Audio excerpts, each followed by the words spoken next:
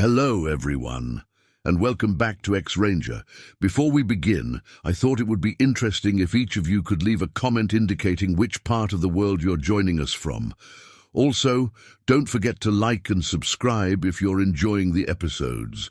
Now let's get comfortable, relax, and start our program. Every ranger has a story they never share, a moment where they were absolutely certain they wouldn't make it out of the woods. I never used to believe the stories about something in the forest that shouldn't exist, but then I had my night. It changed everything. That night started like any other shift on patrol.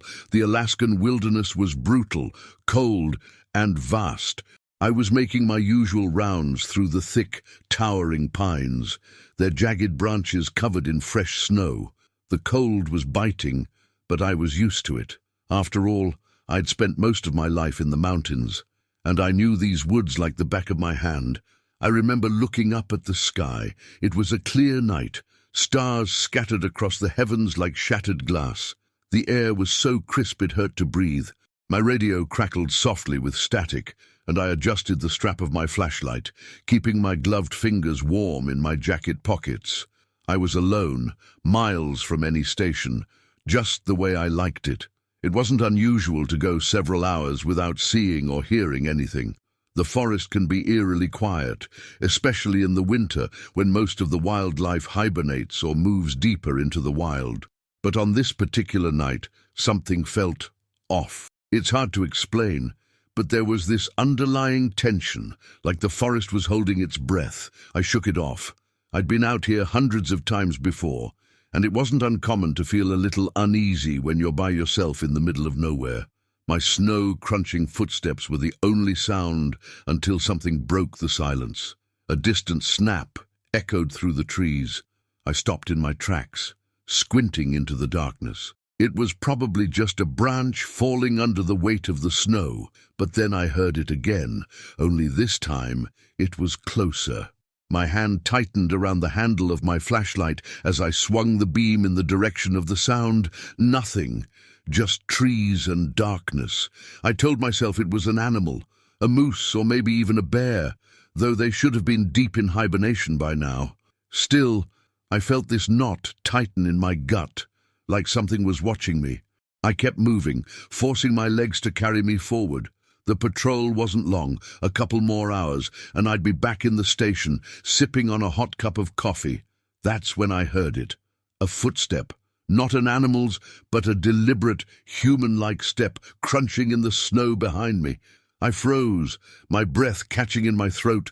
Slowly, I turned around, shining the flashlight in the direction of the noise. Nothing. Just darkness and the soft glow of snow reflecting the beam. "Hello?" My voice sounded strange in the stillness, like it didn't belong out here. No response, just the wind howling through the branches. I forced a laugh to myself, shaking my head. "Come on, man, get it together." I kept moving, a little faster this time, but every few minutes I'd hear it again. A soft crunch, a movement just behind me. And every time I turned, there was nothing. The sensation of being watched grew stronger, more oppressive. I wasn't alone out here. I knew it. Another crack, louder this time, like something stepping on a branch. I spun around, my heart hammering against my ribcage. The flashlight beam landed on the ground, illuminating a set of fresh footprints in the snow. Large, much larger than any human or animal I'd ever seen. My breath came in ragged gasps, fogging in the freezing air as I crouched down to examine them. The prints were massive, at least twice the size of my boot, and they weren't from any animal I knew of. No claws, no distinct paw shape, just feet, huge, heavy, bipedal feet. I felt the hair on the back of my neck stand up. I straightened slowly, trying to steady my breathing. My instincts screamed at me to leave, to get back to the station, to find safety, but the logical part of my brain insisted I had to keep calm. Maybe there was an explanation. Maybe I'd misjudged the prints, or maybe there was someone out here, a giant or something equally bizarre, though I knew that sounded ridiculous even in my own head. A low growl rumbled through the air, vibrating in my chest. I froze again. It wasn't like any growl I'd heard before. It was deep, guttural, almost like the earth itself was growling. Slowly, ever so slowly, I turned around, aiming my flashlight ahead. And there, standing just beyond the reach of the beam, I saw it. It was huge, easily 7, maybe 8 feet tall. The shape was just barely discernible in the darkness, but I could see the outline of broad shoulders, long limbs, and eyes. Eyes that glowed faintly, reflecting the light like a predator's would. For a moment, I stood there, paralyzed, as those eyes stared right into mine. The primal fear that flooded through me was instant and overwhelming. Then it moved. The creature stepped closer, and my flashlight caught its face, or at least what I could call a face. It was covered in thick, dark fur, but its features were all wrong. Almost human, but stretched and distorted in a way that made my stomach turn. It had a long snout, like a wolf, but the proportions were wrong. And those eyes, they were intelligent, calculating. I backed up, stumbling over my own feet. My mind was screaming at me to run, but my body wouldn't cooperate. I couldn't tear my gaze away from it. It took another step, the snow crunching beneath its enormous feet. That's when the growling started again. Louder this time, a deep rumble that seemed to shake the ground. My chest tightened, my heart pounding so hard I thought it might burst. Whatever this thing was, it wasn't friendly. I had to get out of there. Finally, my body kicked into gear. I turned and ran, my feet slipping and sliding in the snow. But I didn't care. I had to get away. I could hear it behind me, its heavy footsteps pounding through the forest. I didn't dare look back. The trees whipped past me as I sprinted, my lungs burning from the cold and the exertion. The growling grew louder, closer. I wasn't fast enough. Whatever it was gaining on me. Then I saw the station lights up ahead. Relief flooded through me, but I didn't slow down.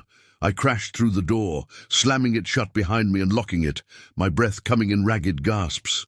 For a moment, I just stood there, leaning against the door, trying to catch my breath. The pounding in my chest was deafening, and I could still hear the growling echoing in my ears. But then, slowly, the silence returned. The station was still. I peeked out the small window, shining my flashlight into the darkness outside. Nothing, no tracks, no shadowy figures, just the quiet, peaceful forest, as if nothing had ever happened. I collapsed into the nearest chair, my hands shaking uncontrollably. My mind raced, trying to make sense of what I'd just seen, of what had just happened, but there was no explanation, no rational reason for any of it. The rest of the night, I stayed locked inside the station, not daring to venture out again. And when morning came, I radioed in, telling them I wasn't feeling well, that I needed a break. I never spoke about it to anyone. What would I even say? Hey, I saw a massive human wolf thing stalking me in the woods last night. No one would believe me. Hell, I could barely believe it myself. But the fear was real. And every time I step back into those woods now, I can feel it again. That sensation of being watched, of something lurking just out of sight. I don't know what it was that night. I don't think I ever will. But one thing is certain. I'm not alone out there, and neither are you. Story 2. The scream echoed through the forest, sending a chill down my spine. I've been a park ranger for 15 years, but I'd never heard anything quite like that before. It was primal, desperate, and entirely too human for comfort. I stood frozen for a moment, my flashlight beam cutting through the darkness. The night was unusually still, as if the entire forest was holding its breath. I debated calling it in, but something held me back. Maybe it was pride, or maybe it was the nagging feeling that I needed to investigate this myself. "Hello!" I called out, my voice sounding weak and uncertain in the vast wilderness. No response. Just the soft rustle of leaves in the gentle breeze. I started walking in the direction of the scream, my boots crunching on the fallen leaves and twigs. The beam of my flashlight danced across the trees, creating eerie shadows that seemed to move with a life of their own. I tried to shake off the growing sense of unease, reminding myself that I knew these woods like the back of my hand. As I pushed deeper into the forest, the underbrush grew thicker, and the trees seemed to close in around me. I found myself ducking under low-hanging branches and pushing through dense foliage. The air felt heavy, almost oppressive, and I could hear my own breathing, quick and shallow. That's when I saw it, a set of tracks in the soft earth. I crouched down, shining my flashlight on the ground. My breath caught in my throat. These weren't any animal tracks I recognized, and I prided myself on knowing every creature in these parts. They were huge, easily twice the size of a man's footprint, with what looked like claw marks at the tips. I stood up slowly, my heart pounding in my chest. I swept my flashlight around, half expecting to see a pair of glowing eyes staring back at me. But there was nothing, just more trees, more darkness. I should have called for backup then. I should have turned around and headed back to my truck, but curiosity, or maybe something else, pushed me forward. I followed the tracks, noting how deep they were pressed into the earth. Whatever made these was heavy, really heavy. The tracks led me to a small clearing. The moonlight filtered through the canopy, casting an ethereal glow on the forest floor. I noticed something odd about the clearing. The grass was flattened in a large circular pattern, as if something massive had been lying there. I walked to the center of the circle, my senses on high alert. The hairs on the back of my neck stood up, and I couldn't shake the feeling that I was being watched. I spun around, my flashlight beam cutting through the darkness, but I saw nothing. Then I heard it, a low, rumbling growl that seemed to come from everywhere and nowhere at once. It was unlike anything I'd ever heard before. Not a bear, not a mountain lion. This was something else entirely. My hand instinctively went to my sidearm, but I knew deep down it would be useless against whatever was out there. I backed up slowly, trying to keep my breathing steady and my movements calm. Every instinct screamed at me to run, but I knew that would be a mistake. A twig snapped behind me, and I whirled around. For a split second, I saw something, a massive shape, easily 8 feet tall, covered in dark fur. But it was gone so fast, I almost convinced myself I had imagined it. Almost. I started walking backwards, keeping my eyes on the tree line where I had seen the shape. My heart was pounding so hard I could hear it in my ears. Another growl, closer this time. I could feel the vibration of it in my chest. That's when I made my mistake. In my haste to retreat, I tripped over a fallen log and fell hard on my back. My flashlight flew from my hand, spinning as it hit the ground and plunging me into near-total darkness. I scrambled to my feet, my eyes struggling to adjust to the dim moonlight. I could hear movement in the underbrush, circling me. Whatever it was big and it was fast. I drew my sidearm, knowing it was probably futile but needing the illusion of protection. "I'm armed!" I shouted into the darkness, my voice cracking slightly. "Identify yourself!" The only response was another rumbling growl, so deep I could feel it in my bones. It was closer now, much closer. I could hear heavy breathing, smell a musky animal scent. In that moment, I realized how small and insignificant I was. All my training, all my experience, meant nothing in the face of this, whatever it was. I was no longer the protector of these woods. I was prey.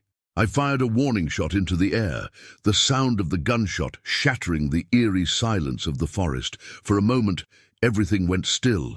Then, a roar so loud and terrifying it shook the trees around me. I'd never heard anything like it. Part bear, part lion, but with an almost human quality that made it all the more horrifying. I ran, all thoughts of standing my ground abandoned. I turned and sprinted through the forest. Branches whipped at my face, thorns tore at my clothes, but I didn't slow down. I could hear it behind me, crashing through the underbrush with terrifying speed. I've always been fit, part of the job requirement, but I've never run so fast in my life. My lungs burned, my legs ached, but fear pushed me onward. I didn't dare look back, afraid of what I might see. I burst out of the tree line onto the dirt road where I'd parked my truck. I fumbled with my keys, my hands shaking so badly I could barely get them into the lock. I wrenched the door open and threw myself inside, slamming it shut behind me. As I turned the key in the ignition, I finally looked back. There, at the edge of the forest, I saw it clearly for the first time. It was enormous, at least 8 feet tall, covered in dark, matted fur. Its eyes glowed in the darkness, reflecting the moonlight like a cat's. But its face, God, its face. It was almost human, but twisted, feral, a mockery of a human face on a monster's body. The engine roared to life, and I slammed my foot on the accelerator. The tires kicked up dirt and gravel as I sped away, my heart threatening to burst from my chest. As I drove, my mind raced. What had I just seen? It couldn't be real. Things like that don't exist. They can't exist. But I knew what I had seen, what I had heard, what I had smelled. It was real as the steering wheel in my white-knuckled grip. I drove straight to the ranger station, my mind still reeling from what I'd experienced. The night shift guy, Mike, took one look at me as I stumbled in and knew something was wrong. "Jesus, John, you look like you've seen a ghost," he said, rising from his chair. I collapsed into a seat, my legs finally giving out. "Not a ghost," I managed to say between ragged breaths. Something else." Mike listened as I recounted my experience, his face growing more concerned with each passing moment. When I finished, he was silent for a long time. "John," he said finally, his voice gentle, "are you sure about what you saw? I mean, it was dark. You were scared." I cut him off. "And I know what I saw, Mike. I know what I heard. This wasn't a bear, wasn't a mountain lion. It was something I can't explain." Mike nodded slowly. Okay. Look, why don't you head home? Get some rest. We'll go out in the morning, check things out in the daylight." I wanted to argue, to insist we go back out there now, but exhaustion was setting in. The adrenaline was wearing off, leaving me feeling drained and shaky. I nodded, too tired to speak, and made my way back to my truck. The drive home was a blur. I kept replaying the night's events in my mind, trying to make sense of what I'd experienced, but no matter how I looked at it, I couldn't rationalize it away. What I'd seen out there in the woods defied explanation. As I pulled into my driveway, I noticed something that made my blood run cold. There, in the soft earth of my front yard, was a single, massive footprint, the same kind I'd seen in the forest. I sat in my truck, staring at that footprint for a long time. Eventually, I went inside, locked every door and window, and sat in my living room with my service weapon in my lap until dawn. In the morning light, the footprint was gone, erased by the early morning dew. But I knew what I'd seen. I knew what was out there. And I knew that my nights of peaceful sleep in this town were over. Whatever I'd encountered in those woods, whatever had followed me home, it was still out there. And somehow, I knew it wasn't finished with me yet. As I prepared to head back to the ranger station, I couldn't shake the feeling that my life had irrevocably changed.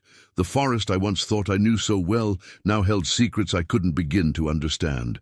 And somewhere out there, in the depths of those woods, something was waiting, watching. I took one last look at my yard before getting in my truck. The footprint may have been gone, but the memory of it, and of what I'd seen in the forest, would stay with me forever. As I drove to work, I couldn't help but wonder, in a world where such creatures exist, what other secrets might be hiding in the shadows, just beyond the reach of our understanding. Story 3. There are moments in life that grip you with such primal fear that no amount of logic or experience can help. I had one of those moments during a camping trip with my friends. We weren't the type of people who scared easily, and we'd spent countless weekends hiking and camping in remote places. But that night, in the heart of a dense forest, something happened that none of us could explain, and it stayed with me ever since. It started out like any other trip. 4 of us, me, Tom, Lisa, and my younger brother, Jake, had decided to camp in a secluded area we'd visited before, a place off the beaten path, deep in the woods, where no one would bother us. We'd hiked about 6 miles in, carrying all our gear, and by the time we set up camp, the sun had already started to dip below the tree line.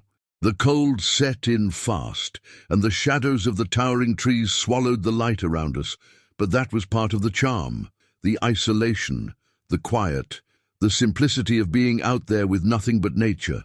We gathered wood, started a fire, and settled in for the evening. Tom was messing around with his new camping stove, determined to make us the perfect backcountry meal, while Lisa and Jake were trying to hang the food bags high enough in the trees to keep them away from any curious critters. The forest was calm. It was peaceful. You could hear the wind rustling through the branches, the distant calls of owls, and the crackling of our fire. It was one of those rare, perfect nights where you felt completely removed from the world. But then, just as we finished eating, something changed. I couldn't put my finger on it at first, but I felt it deep in my gut. A tension, a stillness in the air, the usual background noise of the forest, the wind, the animals, the creaking trees, seemed to die down all at once, like the forest was holding its breath. "And do you guys feel that?" Lisa asked, looking around uneasily. "Feel what?" Tom replied, poking at the fire with a stick, but I could tell from his voice that he sensed it too. Jake shifted in his seat, glancing over his shoulder. "It's like, I don't know, everything just went quiet." I nodded, my stomach tightening. Something wasn't right. I stood up, pretending to stretch. But really, I was scanning the tree line, searching for movement, for any sign that we weren't alone.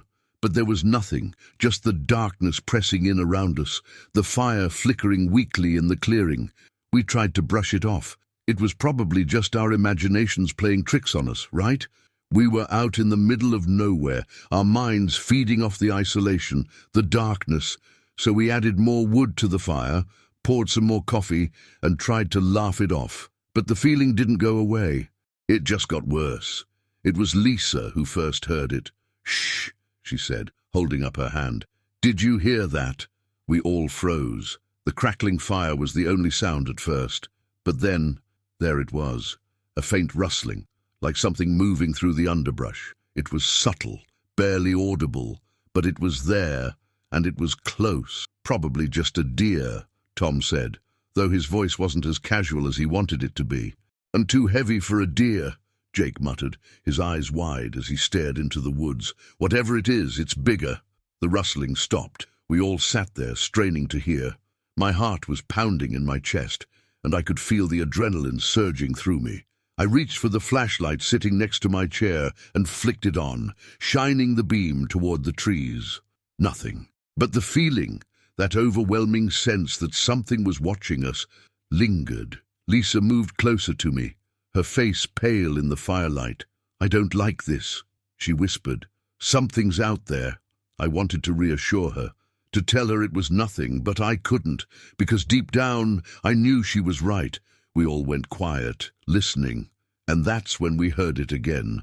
Only this time, it wasn't just a rustling. It was a heavy, deliberate step, crunching through the snow-covered ground. Something was walking around our camp. Tom jumped up, holding his lantern high. "Who's out there?" he called, his voice cracking slightly. "Show yourself." No response. Just the sound of something circling us, moving slowly but deliberately through the trees. It was too dark to see beyond the faint glow of the fire, and the beam of my flashlight wasn't strong enough to cut through the thick, black night. "Maybe it's a bear," Jake whispered, though he didn't sound convinced. I didn't think it was a bear. The steps were too methodical, too purposeful, and bears don't stalk people like this. They don't move this quietly, this intelligently.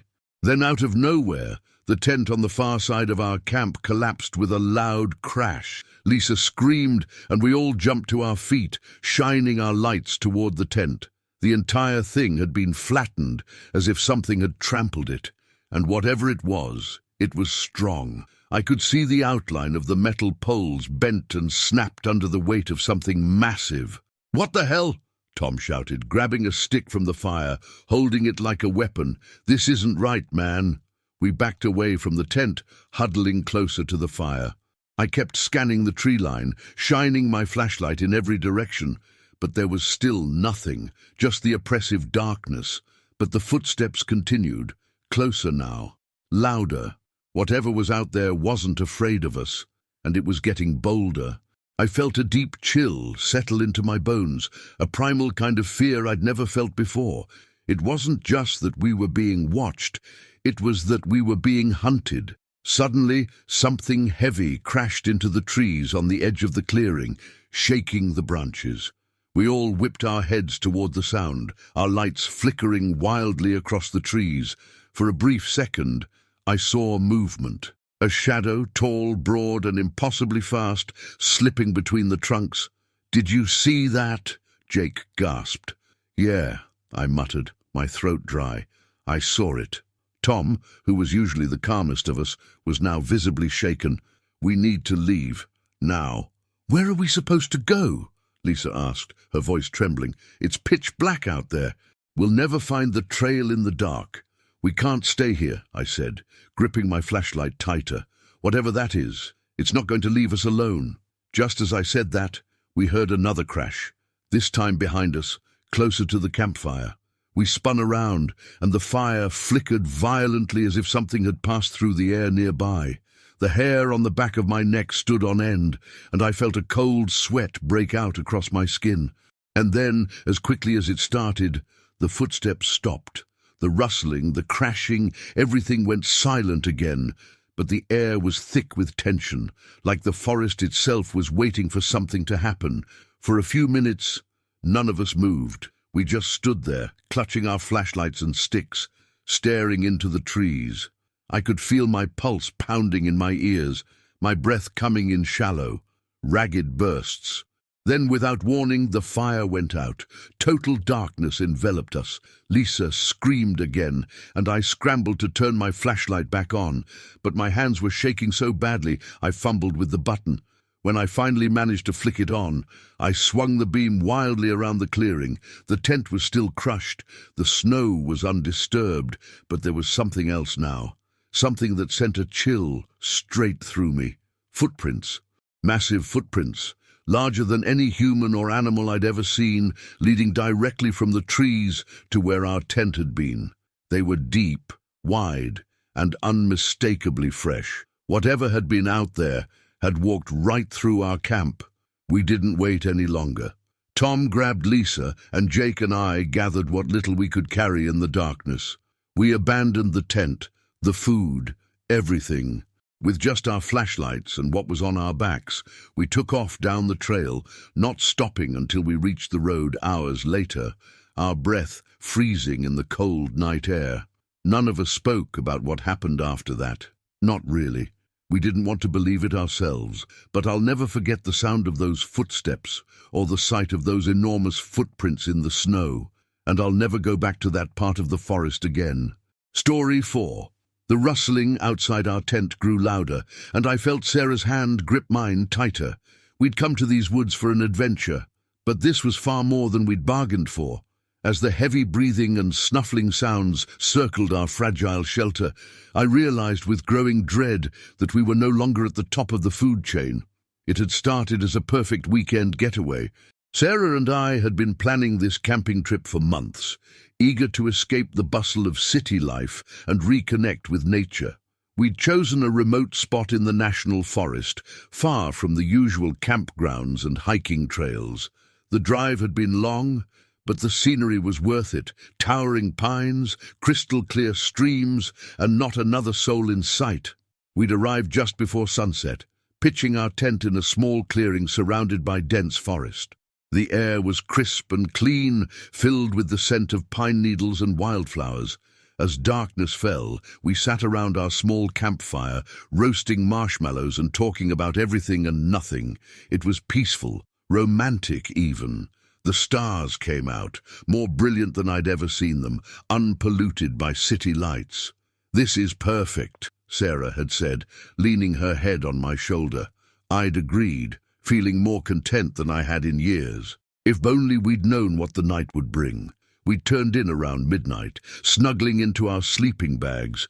The forest was quiet except for the occasional hoot of an owl or the rustle of small animals in the underbrush. Normal forest sounds, comfortable sounds. I'm not sure what time it was when I first woke up. The fire had long since died down, and the moon had shifted position in the sky. Something had disturbed my sleep, but I couldn't put my finger on what. I lay there, listening intently, trying to identify what had woken me.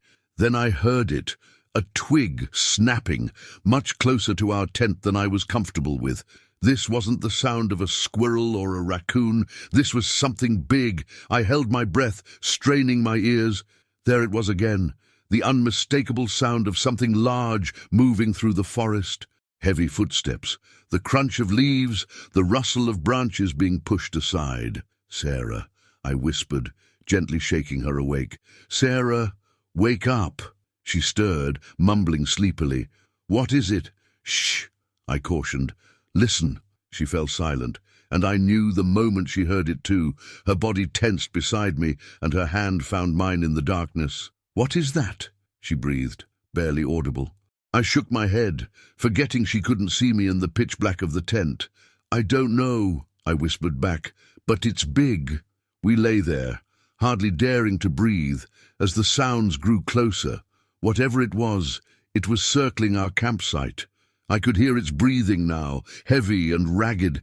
It snuffled at the air, and I had the terrifying thought that it could smell us. Sarah's grip on my hand tightened painfully as a shadow fell across our tent. The creature was right outside, so close I felt like I could reach out and touch it through the thin fabric of the tent. My heart was pounding so hard I was sure the thing outside must be able to hear it. For what felt like hours, we lay there, paralyzed with fear. The creature circled our tent again and again, occasionally pawing at the ground or pushing against the side of the tent. Each time it made contact, I had to bite back a scream. Sarah was shaking beside me, and I could hear her ragged breathing. At one point, the thing outside let out a low, rumbling growl that seemed to vibrate through the very earth. It was unlike anything I'd ever heard before. Not quite a bear, not quite a wolf, but something altogether more terrifying. As suddenly as it had appeared, the creature moved away.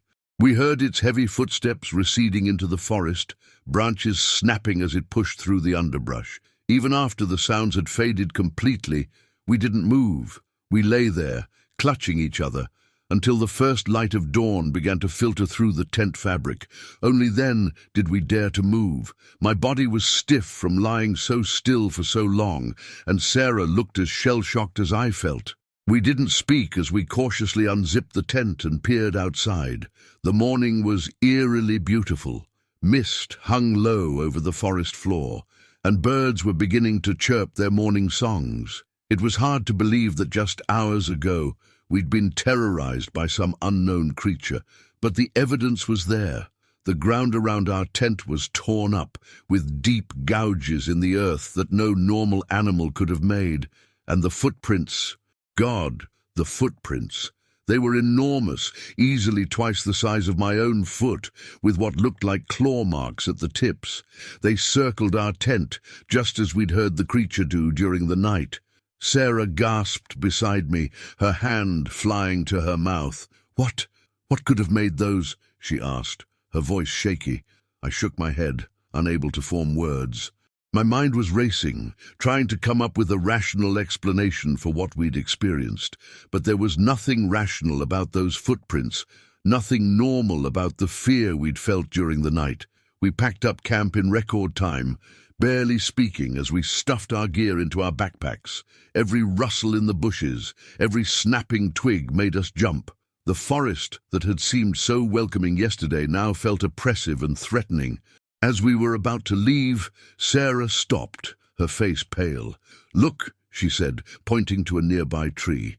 I followed her gaze and felt my blood run cold. There, on the trunk of a massive pine, were deep claw marks, higher up than any bear could reach. The bark had been torn away in long strips, revealing the pale wood underneath. "We need to go," I said, my voice sounding strange and distant to my own ears. Now, we practically ran back to our car, constantly looking over our shoulders. I've never been so glad to see civilization as I was when we finally reached the ranger station at the edge of the forest. The ranger on duty looked concerned as we burst in, out of breath and wild-eyed. "Everything okay, folks?" he asked, rising from his desk. We spilled out our story, talking over each other in our haste to explain what had happened. The ranger listened patiently, his brow furrowing more with each detail we shared. When we finished, he was quiet for a long moment. "Well," he said finally, "we've had reports of some unusual activity in that area lately. Probably just a bear, though. They can sound mighty scary when they're rummaging around a campsite at night."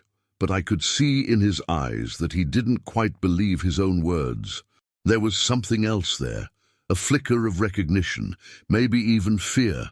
"You folks did the right thing coming here," he continued. "Why don't you give me the exact location of your campsite? I'll send a team out to check it out." We gave him the details, and he jotted them down in a notebook. As we turned to leave, he called out, "Hey, you might want to keep this to yourselves, you know. No need to go scaring the tourists." We nodded, understanding the unspoken message. Whatever we'd encountered out there, it wasn't something the authorities wanted made public. The drive home was quiet, both of us lost in our own thoughts. The rational part of my mind tried to explain away what we'd experienced. A bear, maybe, or even a pack of wolves. But I knew deep down that it had been something else entirely. Something that shouldn't exist in our modern, explainable world. As we pulled into our driveway, Sarah finally broke the silence. "We're never going camping again, are we?" she asked, a weak smile on her face. I laughed, feeling some of the tension drain away. "Maybe we'll stick to campgrounds with showers and Wi-Fi from now on," I agreed. But even as we joked, I knew we'd both been changed by our experience. The world seemed bigger now, more mysterious, and somewhere out there in the depths of the forest, something was roaming that defied explanation. That night, safe in our own bed, I found myself lying awake, listening to the sounds of the city outside our window, car horns, distant sirens, the hum of streetlights. All the noises I usually found annoying now seemed comforting, reminders of civilization and safety. But as I drifted off to sleep, I couldn't shake the memory of that low, rumbling growl or the sight of those massive footprints in the soft earth, and I knew that no matter how far we were from those woods, a part of me would always be back there, in that tent, listening to the sound of something impossible circling in the night. Story 5. There's a certain thrill to hiking alone, a sense of peace that comes from being completely immersed in nature with no one else around. That's what drew me to it in the first place. It wasn't my first time going solo, but it was definitely the last, because something happened on that trail that still makes my skin crawl whenever I think about it. I'd decided to hike a remote trail I'd heard about deep in the forest, miles from the nearest town. It wasn't a well-known path, which was part of the appeal. No noisy tourists, no distraction, just me, the trees, and the endless stretch of wilderness. I had planned to hike for a couple of days, camp overnight, and then loop back. It seemed simple enough. The first day started off fine. The air was crisp, and the forest was alive with the sounds of birds and the occasional rustling of small animals in the underbrush. The trail itself wasn't particularly difficult, though it wound through some dense areas where the trees were so thick that they blocked out most of the sunlight. Still, I felt confident. I'd done this before, many times. I knew how to navigate and how to stay safe. By late afternoon, I was making good progress, but I couldn't shake a strange feeling that had settled over me. It wasn't anything specific, just an odd sense of being watched. At first, I brushed it off as my mind playing tricks on me, the kind of paranoia that creeps in when you're alone in unfamiliar territory. But as the hours passed, the feeling only grew stronger. I stopped for a break, sitting on a fallen log to drink some water and check my map. The forest was quiet, save for the occasional chirping of birds. But as I sat there, I noticed something unusual. Footprints. They weren't mine. I hadn't passed anyone else on the trail, but there they were, a set of large, deep prints in the soft earth, leading off the path and into the trees. My first thought was that it had to be from another hiker, maybe someone ahead of me, though the size of the prints gave me pause. They were big, bigger than any boot print I'd ever seen, My curiosity got the better of me, and I stood up, walking over to get a closer look. The prints weren't shaped like boots. They were more human, but not quite. The toes were elongated, and the width was unnatural. My mind raced through the possibilities. Maybe it was a bear, though the shape didn't match any tracks I knew of. I'd spent years outdoors, and I'd never seen anything like it. The unsettling part was that the prints didn't just cross the trail. They followed it for a while, alongside my own tracks, before disappearing into the dense brush. I stood there for a long moment, staring down at the footprints, trying to shake off the creeping dread that was beginning to build in my chest. Something about them felt wrong, but it was getting late, and I still had miles to go before I reached the spot I planned to camp. So I moved on. As the sun began to set, casting long shadows between the trees, the forest grew quieter, the air felt thicker, the stillness more pronounced. My footsteps echoed in the silence, crunching through the dry leaves. Every so often, I'd catch myself glancing over my shoulder, the feeling of being watched stronger now, like something was keeping pace with me just out of sight. I told myself it was nothing, just nerves, just the isolation playing tricks on me. I'd been alone in the woods before, and I'd felt this way before, the paranoia that comes with solitude. It would pass. But then I heard something. A low, almost imperceptible rustle in the bushes behind me. I froze, my heart pounding in my ears. Slowly, I turned, shining my flashlight into the trees. The beam cut through the gathering darkness, but I couldn't see anything. No movement, no sign of whatever had made the sound, just trees and undergrowth.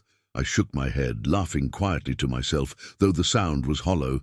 "Get a grip," I muttered under my breath. But as I turned back toward the trail, I heard it again, louder this time. A footstep, not an animal's, not a soft, shuffling movement like a deer or a rabbit. This was deliberate, heavy. I swung the flashlight back, my hands shaking slightly. "Hello?" My voice came out weaker than I intended. No answer. The light illuminated nothing but empty forest. I stood there for a few moments, every muscle in my body tense. Nothing moved. The wind stirred the leaves overhead, but that was it. The air was thick with silence again. I pressed on, but the pace of my hike quickened. I needed to find a place to set up camp and get a fire going. Maybe once the flames were up, the feeling of unease would fade, and I could laugh this off as nothing more than an overactive imagination. But it didn't fade. I found a clearing just before dusk, tucked between a cluster of tall pines. It seemed like a decent spot, flat, sheltered from the wind. I set up my tent quickly, my movements rushed, not wanting to be caught out in the dark without some sort of protection. Once the tent was up, I gathered firewood and got a small fire going. The flickering light cast long shadows across the trees, but the warmth was a comfort. For a while, I sat by the fire, eating a quick meal and trying to relax. But the forest wasn't relaxing. The stillness was unnerving. I kept hearing things, subtle, almost imperceptible noises just beyond the edge of the firelight. Branches snapping, leaves crunching. Like something was circling the campsite, just out of view. I'd shine my flashlight into the woods every few minutes, scanning for any sign of movement, but there was nothing. Just darkness. Endless darkness. Then, around midnight, it happened. I was sitting by the fire, my back to the tent, when I heard it again. The crunch of footsteps. Slow, deliberate. They were close. Too close. My heart hammered in my chest as I stood, turning to face the direction of the sound. The fire crackled behind me, casting faint light over the trees, but beyond that was pitch black. Then I saw it. Just for a split second, my flashlight caught the outline of something moving between the trees, something tall. It disappeared almost as quickly as I saw it, but it was enough. I couldn't tell what it was, but it was huge, towering above me, even at a distance. My breath caught in my throat. I backed up slowly, my flashlight shaking in my hands.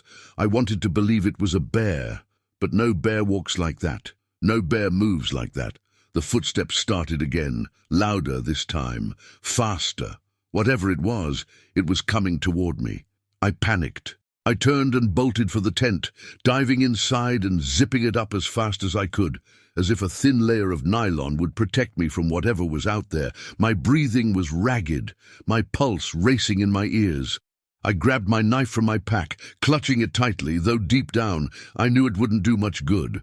For what felt like hours, I sat there in the darkness, listening. The fire outside had started to die, casting only faint flickers of light against the walls of the tent, and in the silence I heard it again, a low growl, deep, guttural, almost too low for human ears to detect. It reverberated through the ground beneath me. The footsteps stopped right outside the tent. I held my breath, gripping the knife so hard my knuckles turned white. The growl came again, closer this time. The air inside the tent felt suffocating, thick with fear. Then, after what felt like an eternity, the footsteps started again. Slowly, methodically, they circled the tent.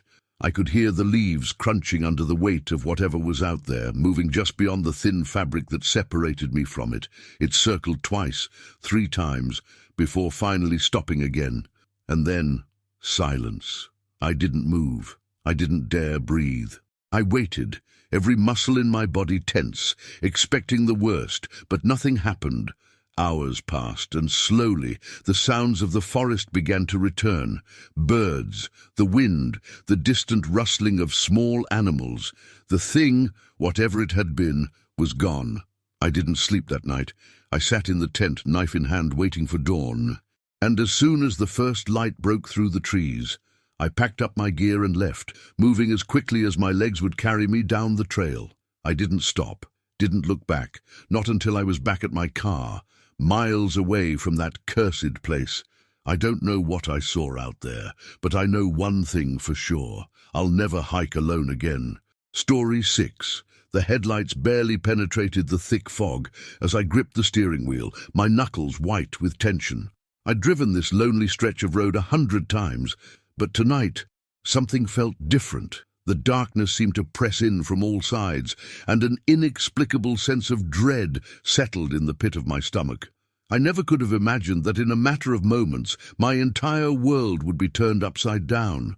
My name is Emily, and I'm a wildlife biologist. I'd been working late at a research station deep in the mountains, analyzing data from our latest study on local elk populations. It wasn't unusual for me to drive home well after midnight, but this night was different. A storm had rolled in earlier, bringing with it a dense fog that blanketed the winding mountain road. I leaned forward, squinting through the windshield. The yellow lines of the road were barely visible, appearing and disappearing in the swirling mist. My headlights created an eerie tunnel of light, beyond which lay impenetrable darkness. The radio crackled with static, the signal weakening as I drove deeper into the wilderness. I switched it off, preferring the silence to the unsettling noise. Now, the only sounds were the hum of the engine and the rhythmic swish of the wipers as they fought a losing battle against the mist. I glanced at the clock on the dashboard.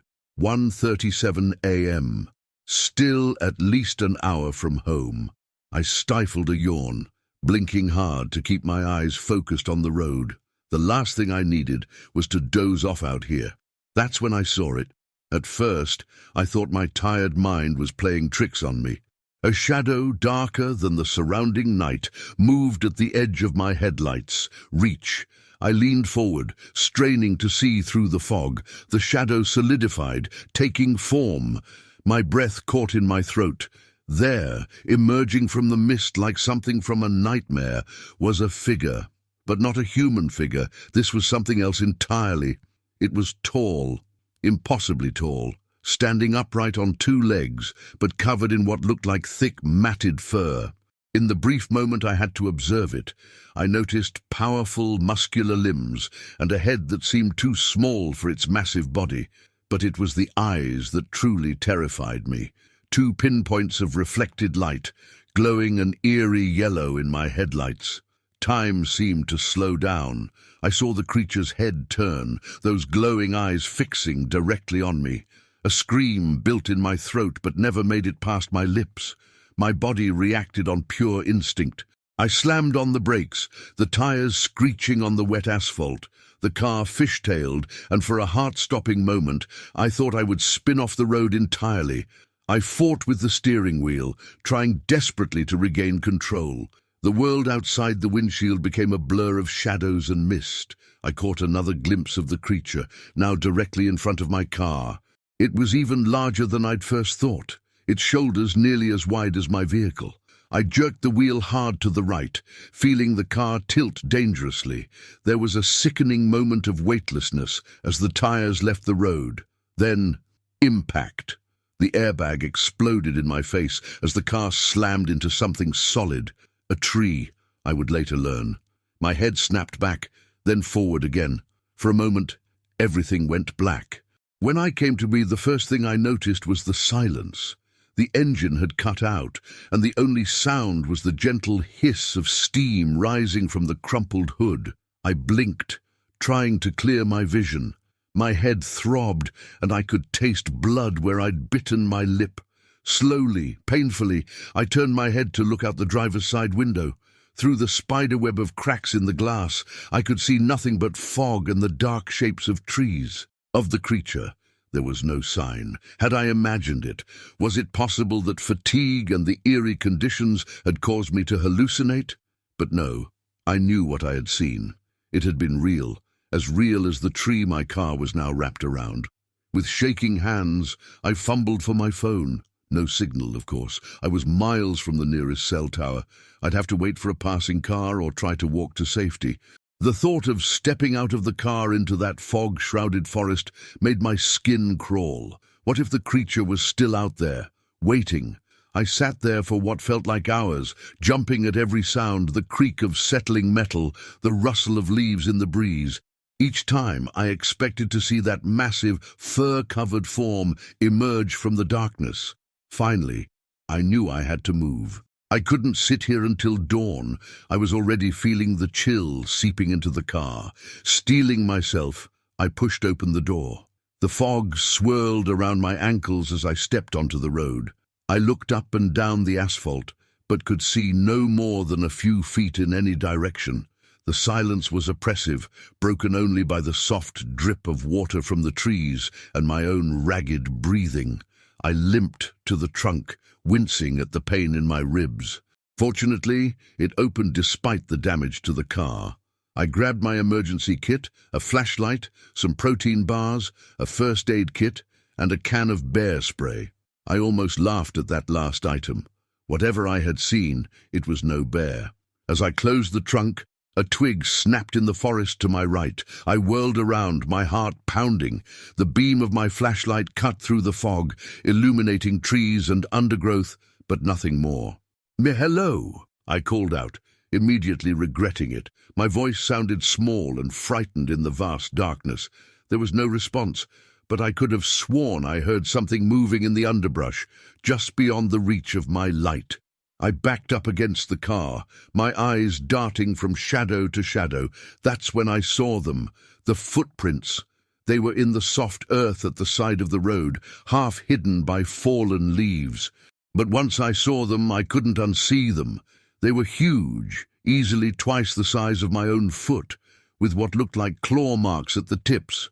They led from the forest, crossed the road, and disappeared into the woods on the other side. I felt the blood drain from my face. This was proof, undeniable evidence that what I had seen was real. A low growl rumbled through the night, so deep I felt it in my chest more than heard it. It was close, too close. Panic surged through me. I turned and ran, my injuries forgotten in the rush of adrenaline. I stuck to the road, hoping it would lead me to safety, to civilization. The fog swirled around me, and more than once I stumbled, my feet slipping on the wet asphalt. Behind me, I could hear something moving, something big. The sound of branches snapping and undergrowth being crushed underfoot spurred me on. I didn't dare look back, too afraid of what I might see. I don't know how long I ran. It could have been minutes or hours. My lungs burned, and my legs felt like lead. But still, I pushed on, driven by pure terror. Finally, mercifully, I saw lights ahead. As I got closer, I realized it was a gas station, its fluorescent lights a beacon of hope in the darkness. I burst into the small store, startling the sleepy-looking clerk behind the counter. "I called the police," I gasped, collapsing against the counter. "There's something out there." The clerk, a young man barely out of his teens, stared at me in shock. "Ma'am, are you okay?" "You're bleeding." I looked down at myself, noticing for the first time the cuts and bruises from the crash. "Please," I said, trying to catch my breath, "just call the police and an ambulance." As the clerk made the call, I sank to the floor, my back against the counter. My whole body was shaking, the adrenaline wearing off and leaving me feeling weak and nauseated. The police arrived first, followed closely by an ambulance.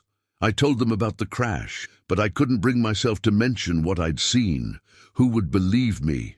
As the paramedics checked me over, one of the officers returned from checking out my car. "Ma'am," he said, his face serious, "did you see what hit you? There are some strange marks on the road, and footprints we can't identify." I looked at him, seeing the confusion and hint of fear in his eyes. He had seen it too. The evidence of something that shouldn't exist. In that moment, I knew my life would never be the same. "Officer," I said quietly, "you might want to sit down. I have a story to tell you, and I don't think you're going to believe it." As I began to recount my encounter, I couldn't shake the feeling that somewhere out there, in the fog-shrouded forest, something was watching, waiting, and I knew, with chilling certainty, that this was only the beginning. Story 7. You hear stories all the time about strange lights in the woods, weird things people claim to see just beyond the tree line. I used to laugh at those stories, chalk them up to tired hikers or overactive imaginations. But after what happened to me one cold October night, I don't laugh anymore, because now I've got my own story, and it's one I wish I didn't have. I was a forest ranger back then, stationed in one of the more remote areas of the northern Rockies, the kind of place where you could go days without seeing another person. The wilderness there was dense, rugged and vast. The isolation never bothered me, though. In fact, I preferred it. I'd always found peace in the stillness of the woods, in the way the wind moved through the trees and the occasional rustle of an animal in the underbrush. But that night, the woods felt different, unsettling, like the trees themselves were holding their breath. It started when I noticed the lights. I was making my rounds, hiking a section of trail that was especially remote, when something caught my eye. A faint, flickering glow in the distance, far off the beaten path. At first, I thought it might be a campfire. Maybe some campers had gone off trail and set up for the night. It wouldn't have been the first time, but the light wasn't steady like a campfire. It was too bright, too quick, like it was pulsing. I stopped, standing in the middle of the trail, squinting into the growing darkness. The sun had already dipped below the horizon, leaving the forest bathed in shadows. But those lights, they were out of place, bobbing and weaving like they were floating. I knew this area well, and there were no roads or campsites in that direction, no cabins, nothing. I felt a chill creep up my spine, the hairs on the back of my neck standing up. Something about the lights didn't feel right. They moved too deliberately, like they were being guided. But guided by what? I radioed in just to be safe. "This is Ranger Davies. I'm out near Section 14. Just spotted some lights off the trail. Maybe some lost hikers. I'm going to check it out." There was a crackle of static, then a reply. "Copy that, Davies. Be careful. It's getting dark out there." I clipped the radio back to my belt and started toward the lights, moving slowly, cautiously. The underbrush was thick, the kind of terrain you wouldn't want to navigate without a map or compass. But I knew these woods. I figured I could find whoever was out there, get them back to the main trail, no problem. But as I got closer, the lights shifted, moving deeper into the forest. They weren't retreating in a straight line. They almost seemed to zigzag between the trees, always just far enough ahead to keep me following. I quickened my pace, but the lights sped up too, darting away whenever I thought I was getting close. I called out, "Hey, you lost out here? Hold on, I can help." No response. The lights just kept moving, deeper and deeper into the woods. I don't know what made me keep going. Maybe it was curiosity, maybe it was stubbornness, but something kept pulling me toward those lights. The forest around me grew darker, the trees thicker, their branches like long, skeletal arms reaching out in the fading light. The sounds of the forest, the usual chirping of birds or the rustling of leaves, seemed to disappear, replaced by an eerie stillness. Finally, after what felt like miles of following those strange, flickering lights, they stopped. I came to a small clearing, a patch of ground devoid of trees, surrounded by thick underbrush. The lights hovered at the far edge of the clearing, hanging low to the ground, flickering softly. I stood there, catching my breath, staring at them. There were 3, maybe 4 of them, each about the size of a lantern, but no visible source. Just orbs of light, glowing faintly in the dark. "Okay," I muttered to myself. "What the hell is this?" I took a few cautious steps forward, my heart pounding in my chest. The lights didn't move this time. They stayed right where they were, flickering softly. I was maybe 20 feet away when I noticed something else. The ground in the clearing wasn't flat. I shone my flashlight down and saw the earth was disturbed. Like someone had dug shallow trenches in the soil. There were multiple mounds of dirt, almost like graves. My stomach twisted, and I backed up a step, my flashlight beam shaking slightly as I tried to get a better look. That's when the smell hit me. It was subtle at first, barely noticeable over the crisp night air, but then it grew stronger, a sickly, sweet odor, like something had been left to rot in the sun. My eyes watered from the stench, and I gagged, covering my mouth with my sleeve. What the hell had I walked into? I turned my head, scanning the trees for any sign of movement, any indication that someone or something might still be out there. But the forest was silent, oppressively silent. Even the lights, still hovering at the edge of the clearing, seemed to flicker more slowly now, almost like they were watching me. I took a deep breath, trying to steady my nerves. I needed to leave. Whatever this was, it wasn't normal. It wasn't something I could explain, and it sure as hell wasn't something I wanted to be a part of. As I turned to head back toward the trail, the lights moved. But this time, they didn't drift away. They shot toward me, fast and silent, closing the distance in an instant. I barely had time to react. The air around me grew cold, unnaturally cold, and the light from my flashlight dimmed, flickering like it was struggling to stay on. I stumbled backward, tripping over one of the mounds of dirt, my heart racing. The lights were inches from my face now, their glow almost blinding. I scrambled to my feet, panic flooding through me as I backed away toward the trees, and then I heard it, a sound that made my blood run cold. A low, guttural growl, deep and rumbling, like it was coming from the very ground beneath my feet. I froze, my flashlight flickering in the darkness. The growl grew louder, closer, until I could feel it vibrating through the soles of my boots. I turned, shining my light back toward the clearing, and that's when I saw them. Shapes, dark, hulking shapes, moving slowly out of the shadows, just beyond the edge of the light. At first, they were hard to make out, blending into the darkness, but as they moved closer, their forms became clearer, tall, impossibly tall, with long limbs and hunched backs, their eyes glowing faintly in the dark, eyes that seemed to reflect the same light I'd been chasing. I couldn't move, I couldn't breathe. The things, whatever they were coming closer, their growls growing louder, more threatening. They moved with a kind of deliberate slowness, like they knew I had nowhere to go.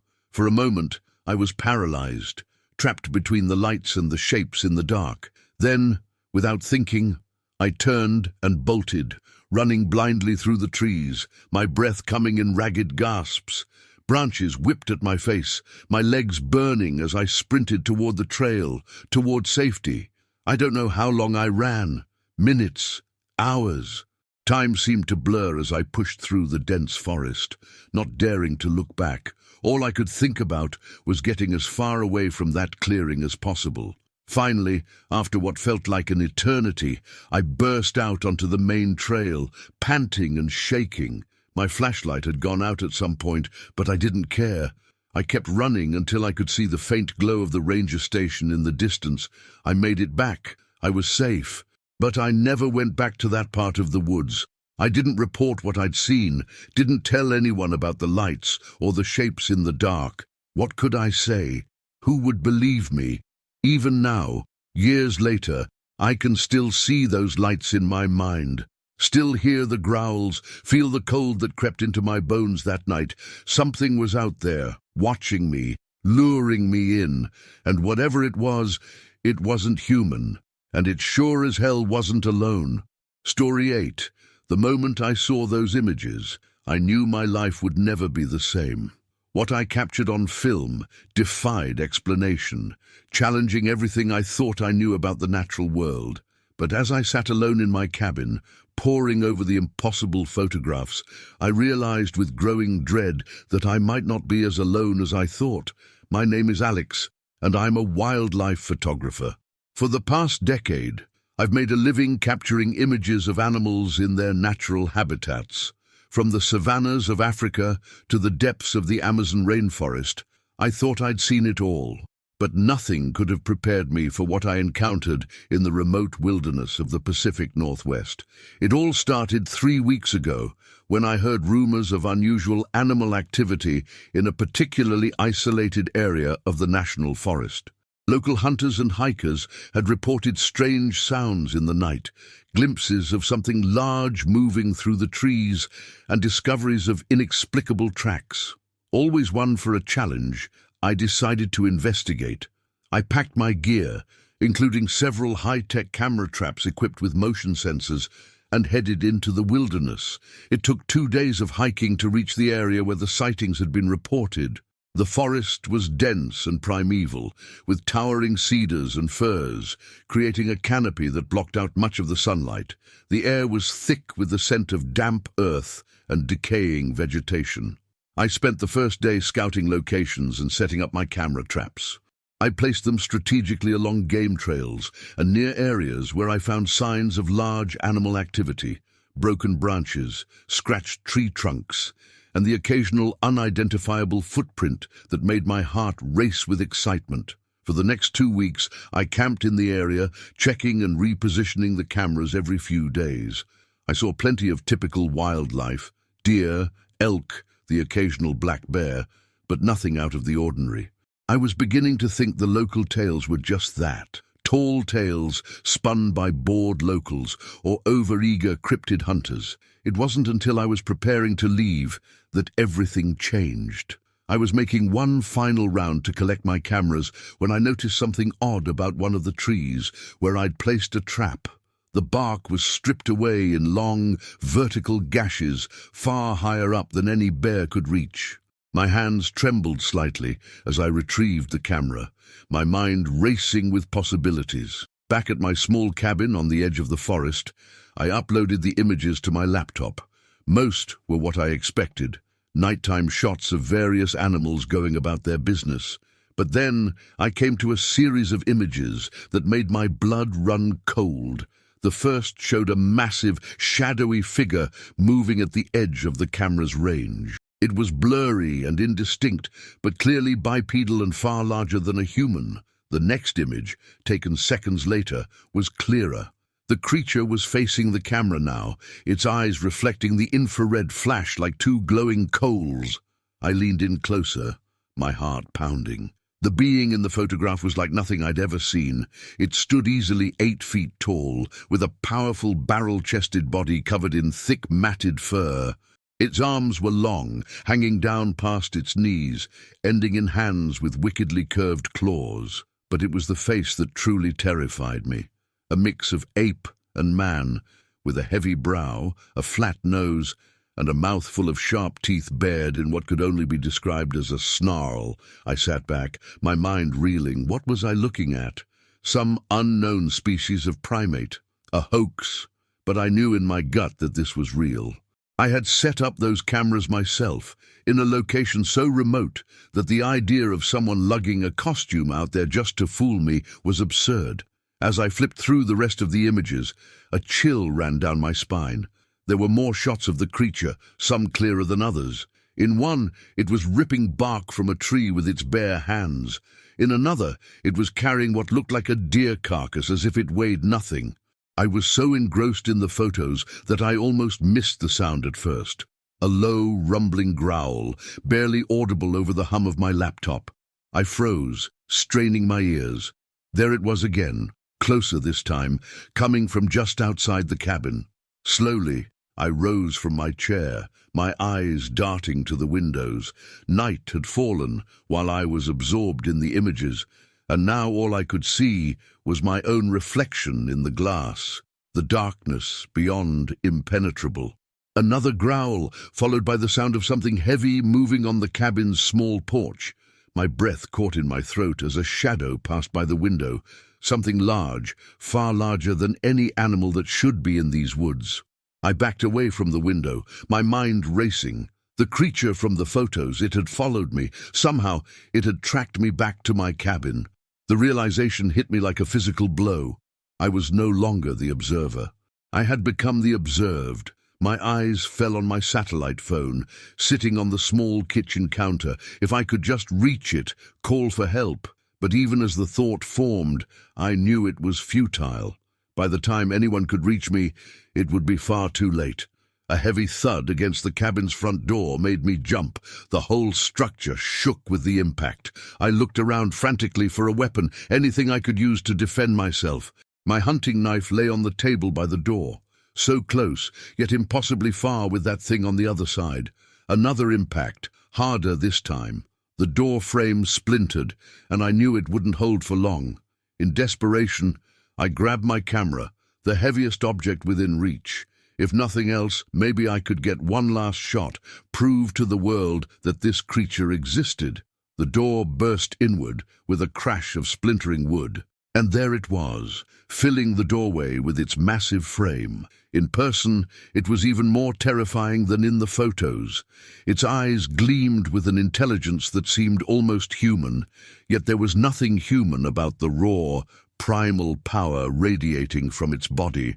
Time seemed to slow down. I raised my camera, my photographer's instincts kicking in even in the face of mortal danger. The flash went off, momentarily illuminating the creature in harsh, white light. It roared, a sound so deep and powerful that I felt it in my bones. Then it was moving, faster than anything that size had a right to move. I dove to the side, feeling the rush of air as massive claws swept through the space where I had been standing. I scrambled across the floor, my only thought to put distance between myself and the monster. It turned, surprisingly agile in the confined space of the cabin, its eyes locked on me with predatory focus. In desperation, I grabbed the first thing my hand touched, a cast-iron skillet hanging from a hook on the wall. As the creature lunged for me again, I swung with all my might. There was a satisfying clang as the pan connected with its head, and the beast staggered back, momentarily stunned.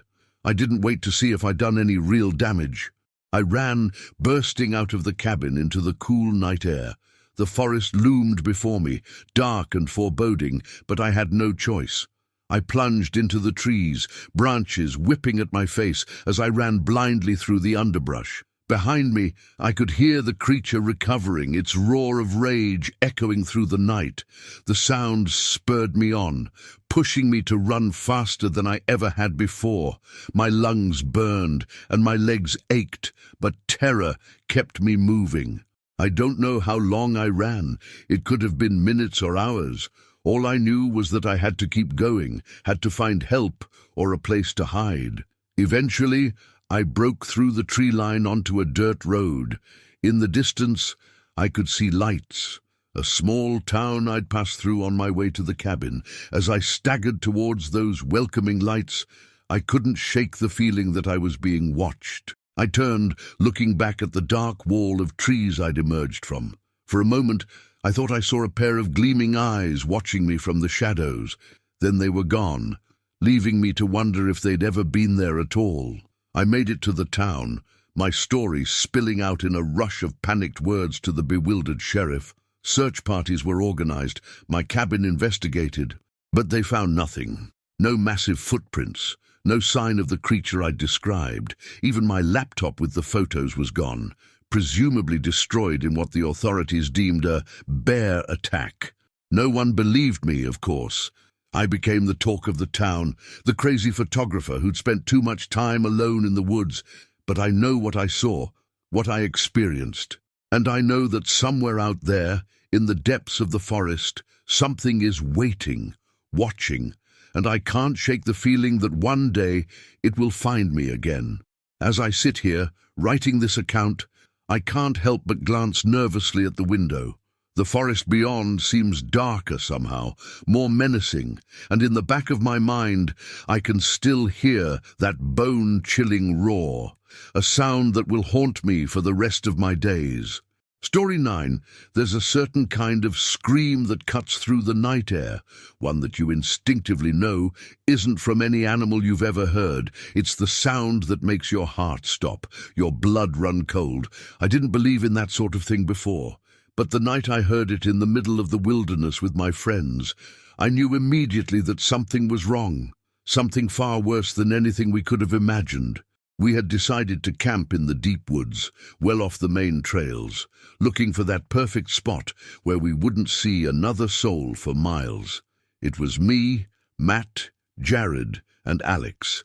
We'd been camping together for years and prided ourselves on picking the most remote locations, places where we could get away from the noise and chaos of life. This spot, nestled in the thick forest by a narrow river, felt like one of the best we'd found. Quiet, peaceful, isolated. The first day had been perfect. We set up camp, gathered firewood, and spent the afternoon fishing in the river, laughing and joking like we always did. The sun set slowly, casting a warm, orange glow over the treetops, and the air was cool but not too cold. It was the kind of night that makes you forget about everything else. Just you and the woods, just nature. That night, we built a solid fire, cooked up the fish we caught, and sat around telling stories, drinking a few beers. It was the kind of evening that reminded us why we came out here in the first place, to unwind, to get away from everything. The sound of the river running nearby was calming, and soon the stars were out, clear and bright in the pitch-black sky. There wasn't a cloud in sight. But as the night went on, that peaceful feeling began to shift, slowly, subtly at first, until it became impossible to ignore. It started with a sound, faint at first, like something distant in the woods. A high-pitched noise, almost like a scream, but too far away to make out clearly. I paused mid-sentence, my eyes narrowing as I glanced at the others. I could tell they heard it too. Matt and Jared exchanged a look, but Alex just shrugged and said, "Probably a coyote or something." We all nodded, though none of us really believed it. As the hours passed, the sound came again, each time a little closer, a little clearer. It wasn't a coyote. It wasn't anything I'd ever heard in the woods before. It was too human, but not quite. It had an edge to it, a ragged, desperate quality that sent a shiver down my spine every time it cut through the night air. "I'm telling you, something's out there," Jared said, standing up and staring into the dark beyond the firelight. His voice had lost its usual bravado, replaced by something closer to unease. "Relax, man," Alex replied, though his voice was tight, his eyes darting nervously toward the trees. "We're probably just psyching ourselves out." "Yeah, maybe," I muttered, but I didn't believe it. None of us did. Another scream. This time, unmistakably closer. I could hear it clearly now, the sharp, keening wail that echoed through the trees. It was long and agonizing, like something or someone was in terrible pain. I felt the hair on the back of my neck stand up, and my stomach clenched with a deep sense of dread. "That's no animal," Matt said quietly, his face pale in the firelight. We all stood there for a few minutes, just listening. The woods had gone unnervingly still.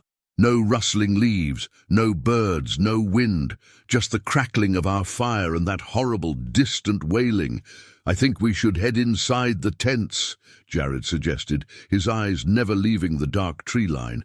"Get some rest," and the scream came again, cutting him off. But this time, it was impossibly close. It echoed off the trees, bouncing through the dense forest. It sounded like it was coming from just beyond our camp, maybe 50 yards out. We all froze. "What the hell is that?" Alex whispered, his voice shaky now. No one had an answer, and then, just as suddenly as it started, the scream stopped. The silence that followed was suffocating, like the woods were holding their breath, waiting for something to happen.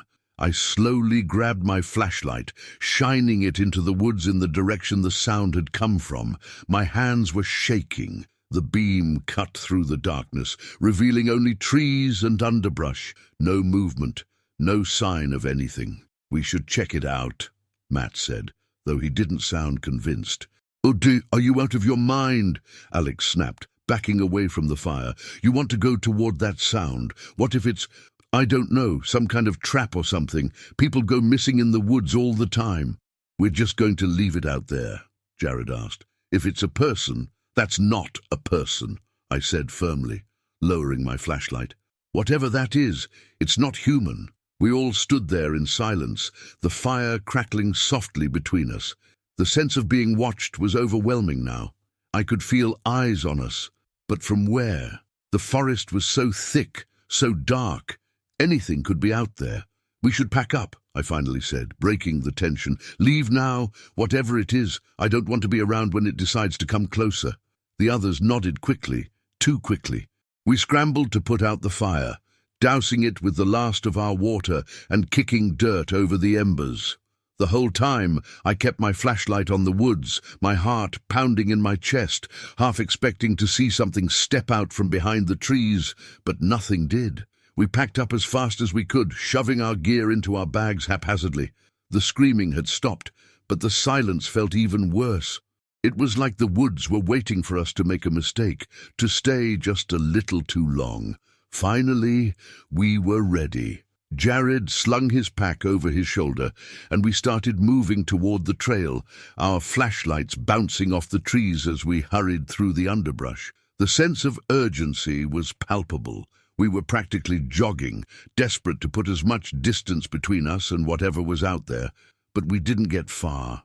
Barely 5 minutes down the trail, we heard it again. The scream. This time it came from directly behind us. But it wasn't just one scream. It was several, multiple voices, all screaming in unison, echoing through the woods, surrounding us. We froze, my blood turning to ice. I swung my flashlight around, shining it back down the trail. Nothing, just trees. But the screams, they were coming from all around us now. High-pitched, guttural, inhuman. "Run!" Matt shouted, breaking the paralysis. We took off, sprinting down the trail, our flashlights bobbing wildly in the dark. The screaming followed us, growing louder, closer. I didn't dare look back. All I could think about was getting the hell out of there, getting back to the car, to safety.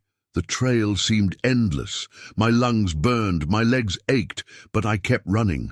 The others were right behind me, their footsteps pounding in unison with mine. The screaming never stopped. It was right there, chasing us through the trees, as if whatever was making those horrible sounds was just inches behind us. Finally, after what felt like an eternity, the trailhead came into view. Our car was parked just beyond it, and I've never been so relieved to see anything in my life. We didn't stop running until we reached the car. Jared fumbled with the keys, his hands shaking, and we practically threw ourselves inside, locking the doors behind us. The screaming had stopped the moment we reached the clearing, as if whatever was chasing us couldn't leave the forest. We sat there in silence, gasping for breath, staring out into the dark woods. "What the hell was that?" Alex finally whispered, his voice trembling. No one had an answer. We didn't stick around to find out. We drove away as fast as we could, leaving the woods behind us, the sound of those screams still echoing in our heads. I haven't been camping since. None of us have. And every time I hear a scream in the distance, whether it's a coyote or just the wind, I'm reminded of that night, the night we heard something out there in the woods, something that wasn't human. And whatever it was It was hunting us. Story 10. The first howl pierced the night, sending chills down my spine. It wasn't the familiar cry of a wolf or coyote, but something different, something primal and terrifying that awoke a deep, instinctual fear within me. As I huddled closer to my fellow hikers, I realized our weekend adventure had just become a fight for survival. My name is Mike, and I'm an experienced hiker and outdoor enthusiast. I've tackled some of the most challenging trails across the country, from the Appalachian Trail to the Pacific Crest. But nothing in my years of experience could have prepared me for what we encountered in the dense forests of the Pacific Northwest. It was supposed to be a routine 4-day hike through a remote area of national forest. Our group consisted of 5 people: myself, my longtime hiking buddy Dave, a couple named Sarah and Tom, who were relatively new to multi-day hikes, and Lisa, a solo traveler we'd met at the trailhead who asked to join our group. The first 2 days were uneventful, filled with breathtaking views, good conversation, and the simple joy of being in nature. We covered good ground, making camp each night in clearings we found just off the main trail. It wasn't until the 3rd day that things started to go wrong. It began with a sense of unease that I couldn't quite shake. The forest seemed quieter than it should have been, the usual chatter of birds and small animals noticeably absent. As we hiked, I caught glimpses of movement in the underbrush, always just at the edge of my vision. When I'd turn to look, there would be nothing there. Does anyone else feel like we're being watched?" Sarah asked during one of our rest breaks, voicing the concern I'd been feeling all day. The others nodded uneasily, and I noticed Dave scanning the trees with a furrowed brow. "Let's pick up the pace," he suggested. "I'd like to make camp before dark." We pushed on, the mood considerably more tense than it had been that morning. As the day wore on, clouds rolled in, dark and ominous. The temperature dropped, and a light drizzle began to fall. "This wasn't in the forecast," Tom grumbled, pulling his rain jacket tighter around himself. I checked my GPS, frowning at the screen. "We're a bit off course," I admitted. "I think we missed a turn a while back." Anxiety rippled through the group. We were deep in the backcountry, far from any marked trails or campsites. As the light began to fade, we realized we had no choice but to make camp where we were. We found a small clearing and quickly set up our tents. The rain had picked up, making the process miserable and leaving us all cold and damp. As night fell, we huddled around a meager fire, eating energy bars in lieu of the hot meal we'd planned. That's when we heard the first howl. It echoed through the forest, unlike anything I'd ever heard before. It was deeper than a wolf's cry, with an almost human quality that sent shivers down my spine. "What was that?" Lisa whispered, her eyes wide with fear. Before anyone could answer, another howl sounded, closer this time. Then another, from a different direction. We were surrounded.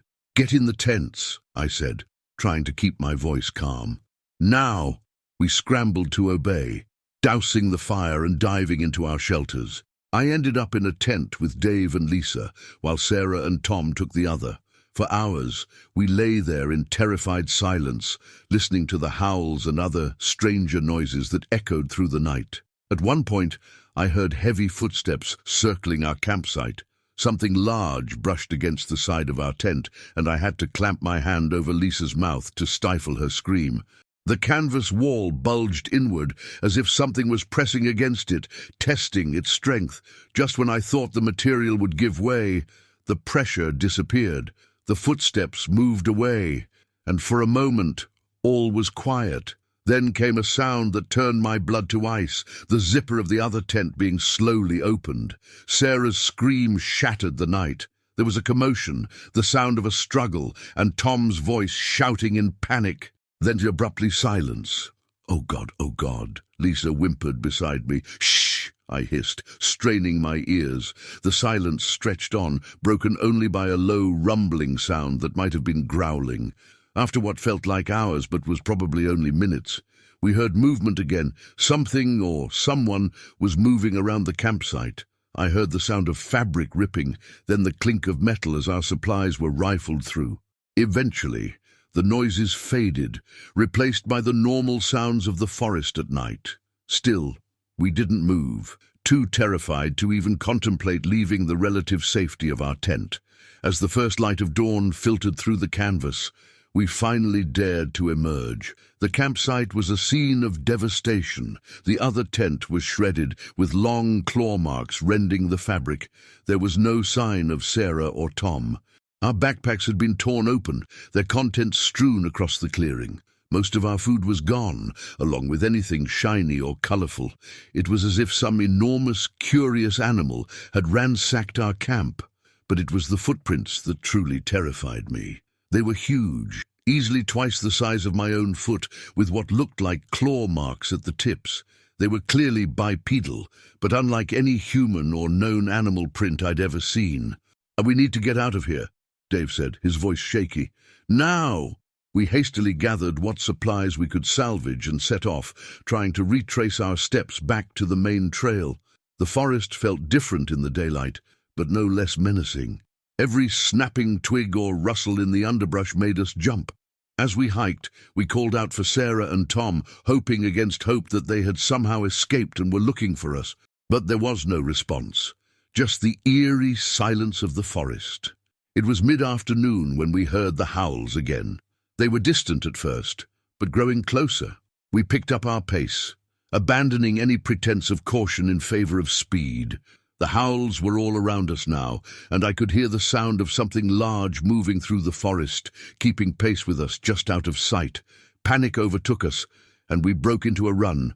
I don't know how long we ran. My lungs burned, and my legs felt like lead, but terror kept me moving.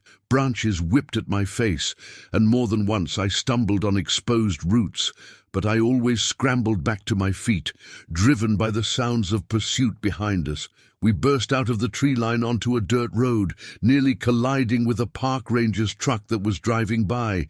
The ranger, a middle-aged man with a weathered face, looked at us in shock as we babbled our story, pleading for help. He radioed for backup and loaded us into his vehicle, his expression grave as he listened to our account. As we drove away, I looked back at the forest. For a moment I thought I saw something, a large, dark shape standing just inside the tree line, watching us leave. Then it was gone, melting back into the shadows of the trees. The following days were a blur of police interviews, search parties, and media attention. They never found Sarah or Tom, despite an extensive search of the area. The authorities attributed their disappearance to an animal attack, probably a bear, despite our insistence that what we encountered was something else entirely. Our story made the local news, painted as a tragic cautionary tale about the dangers of hiking unprepared in remote areas. No one believed our accounts of the howls, the footprints, the sense of being hunted by something intelligent and unknown. But I know what I experienced.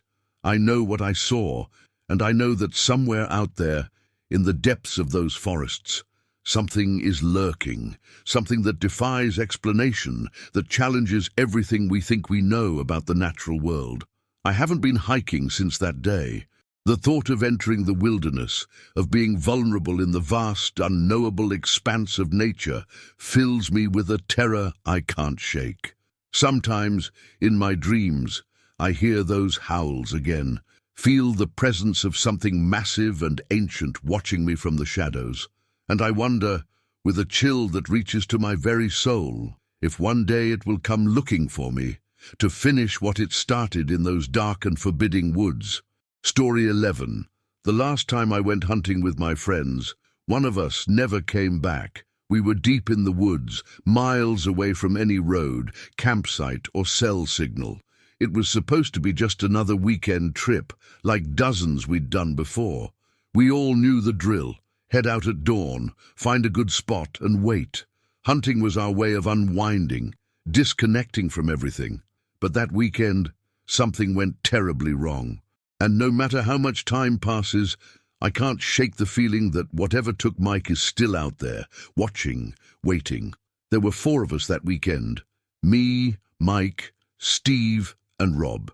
We'd been hunting together for years, since high school really, and we had this tradition of going out to this remote spot in the woods every fall. It was one of those places where you felt like the rest of the world didn't exist. Just endless trees, rolling hills, and silence so deep you could hear your own heartbeat. The first day went smoothly. We hiked out early, found a good spot, and set up camp by mid-afternoon. The air was cool, the sky clear, and the forest was alive with the sounds of nature. Birds calling, leaves rustling, the occasional snap of a twig in the distance.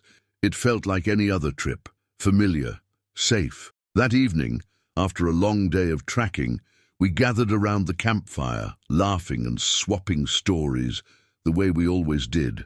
Mike was his usual self, cracking jokes, talking a big game about the elk he was sure he'd bag the next morning. He had this way of making everyone laugh, of lightening the mood no matter how tired or cold we were. I remember the way the firelight flickered across his face, the orange glow making his eyes sparkle as he gestured wildly, telling some ridiculous story about a bear encounter he'd had a few years back. I didn't know then that it would be the last time I'd ever hear him laugh. The next morning, we split up to cover more ground. We'd done this countless times before, spread out in different directions, find a good vantage point, and wait. Mike decided to head east, toward a ridge we hadn't explored much before. He was excited about it, swore he'd seen signs of fresh game when we passed it the day before. Steve and Rob went north, and I chose a spot not too far from camp where I could keep an eye on things. We agreed to meet back at the camp by sundown. That was the rule. No matter what, we always regrouped before dark. The day dragged on in the usual way, quiet and uneventful. I didn't see much game, but that wasn't unusual. Sometimes it was just about the solitude, about sitting there with nothing but the wind and the trees for company. By late afternoon, I'd packed up my gear and started back toward camp. As I walked, I kept expecting to hear the distant crack of a rifle, a signal that one of the others had taken a shot, but there was nothing, just the growing silence of the woods as the sun dipped lower in the sky. When I got back to camp, Steve and Rob were already there, both looking tired and a little disappointed. Neither of them had seen much of anything either. "Mike's not back yet?" I asked, dropping my pack beside the fire pit. Steve shook his head. "Probably still up on that ridge. You know how he gets when he's onto something." We sat around for a while, figuring he'd show up soon. Mike had a habit of losing track of time when he was out hunting, especially when he thought he was close to something. But as the minutes turned into hours, the unease began to creep in. The sun was gone now, and the forest was draped in a thick, suffocating darkness. We'd started a fire, but it didn't do much to push back the cold that seemed to settle over everything. The temperature had dropped sharply, and the wind had picked up, rattling the branches above us. "We should go look for him," Rob said, standing up and pacing near the fire. "He should have been back by now." Steve and I exchanged a glance. It wasn't like Mike to be this late, not without at least firing off a shot or signaling with his flashlight. But heading out into the dark woods, that wasn't exactly a good idea either. "Let's give him a little more time," I said, though I could feel the knot of worry tightening in my gut. "He's probably just making his way back." But another hour passed, and still no sign of him. By then, the fire was burning low, and the night had grown eerily silent. No more wind, no more rustling leaves, just the crackling of the fire and the distant hoot of an owl. The tension between us was palpable, like we were all waiting for something to happen, but none of us knew what. Finally, Steve stood up, grabbing his flashlight and rifle. "I'm not waiting any longer. Something's wrong." We all knew it. Something was wrong. We grabbed our gear and headed in the direction Mike had gone earlier that morning, our flashlights cutting weak beams through the thick darkness. The forest at night was a completely different world. Every sound seemed magnified, every shadow more menacing. The trees loomed overhead, their branches twisting like skeletal fingers against the night sky. The ground was uneven, the underbrush thick, and it was easy to lose your sense of direction out here, especially in the dark. As we hiked, I kept glancing around, half expecting to see Mike emerge from the trees with that sheepish grin of his, apologizing for getting lost. But all I saw were more shadows, more darkness. "Mike!" Steve called, his voice echoing through the woods. "Mike, where the hell are you?" No answer. We kept walking, our flashlights sweeping the ground in front of us, but there were no tracks, no signs of movement. It was as if Mike had vanished. Then we heard it, a sound I'll never forget. It was faint at first, almost indistinguishable from the wind, but it grew louder as we pressed on. A low, guttural growl, deep and resonant, like it was coming from the ground itself. We all froze, our flashlights flickering as we turned in the direction of the noise. "Did you hear that?" Rob whispered, his voice shaking. "Yeah," I muttered, my grip tightening on my rifle. "I heard it." We stood there for what felt like an eternity, straining to listen, our hearts pounding in the stillness. The growl came again, louder this time, closer. It was a sound that didn't belong in the forest, something primal, something wrong. "Let's get the hell out of here," Steve said, his voice barely above a whisper. But before we could move, there was a crash in the underbrush ahead of us, and something massive tore through the trees. Our flashlights caught a blur of movement, something tall, hulking, with long, twisted limbs. It was gone before we could process what we'd seen, disappearing into the darkness with a speed that seemed impossible. "What the—" Rob started, but his voice cut off as the growl came again, closer now, almost right on top of us. We bolted. We ran blindly through the woods, stumbling over roots and rocks, our breath coming in ragged gasps. The growl followed us, that deep, inhuman rumble reverberating through the trees. I could hear Steve and Rob panting behind me, their footfalls heavy and frantic, but none of us dared to slow down, to look back. Finally, we broke through the tree line, stumbling back into our camp, the fire now nothing but glowing embers. We collapsed by the fire pit, gasping for breath, our hearts racing. But Mike never came back. We searched for days, called in search parties, combed the entire area, but there was no trace of him. No tracks, no gear, nothing. It was as if he'd been swallowed by the forest itself.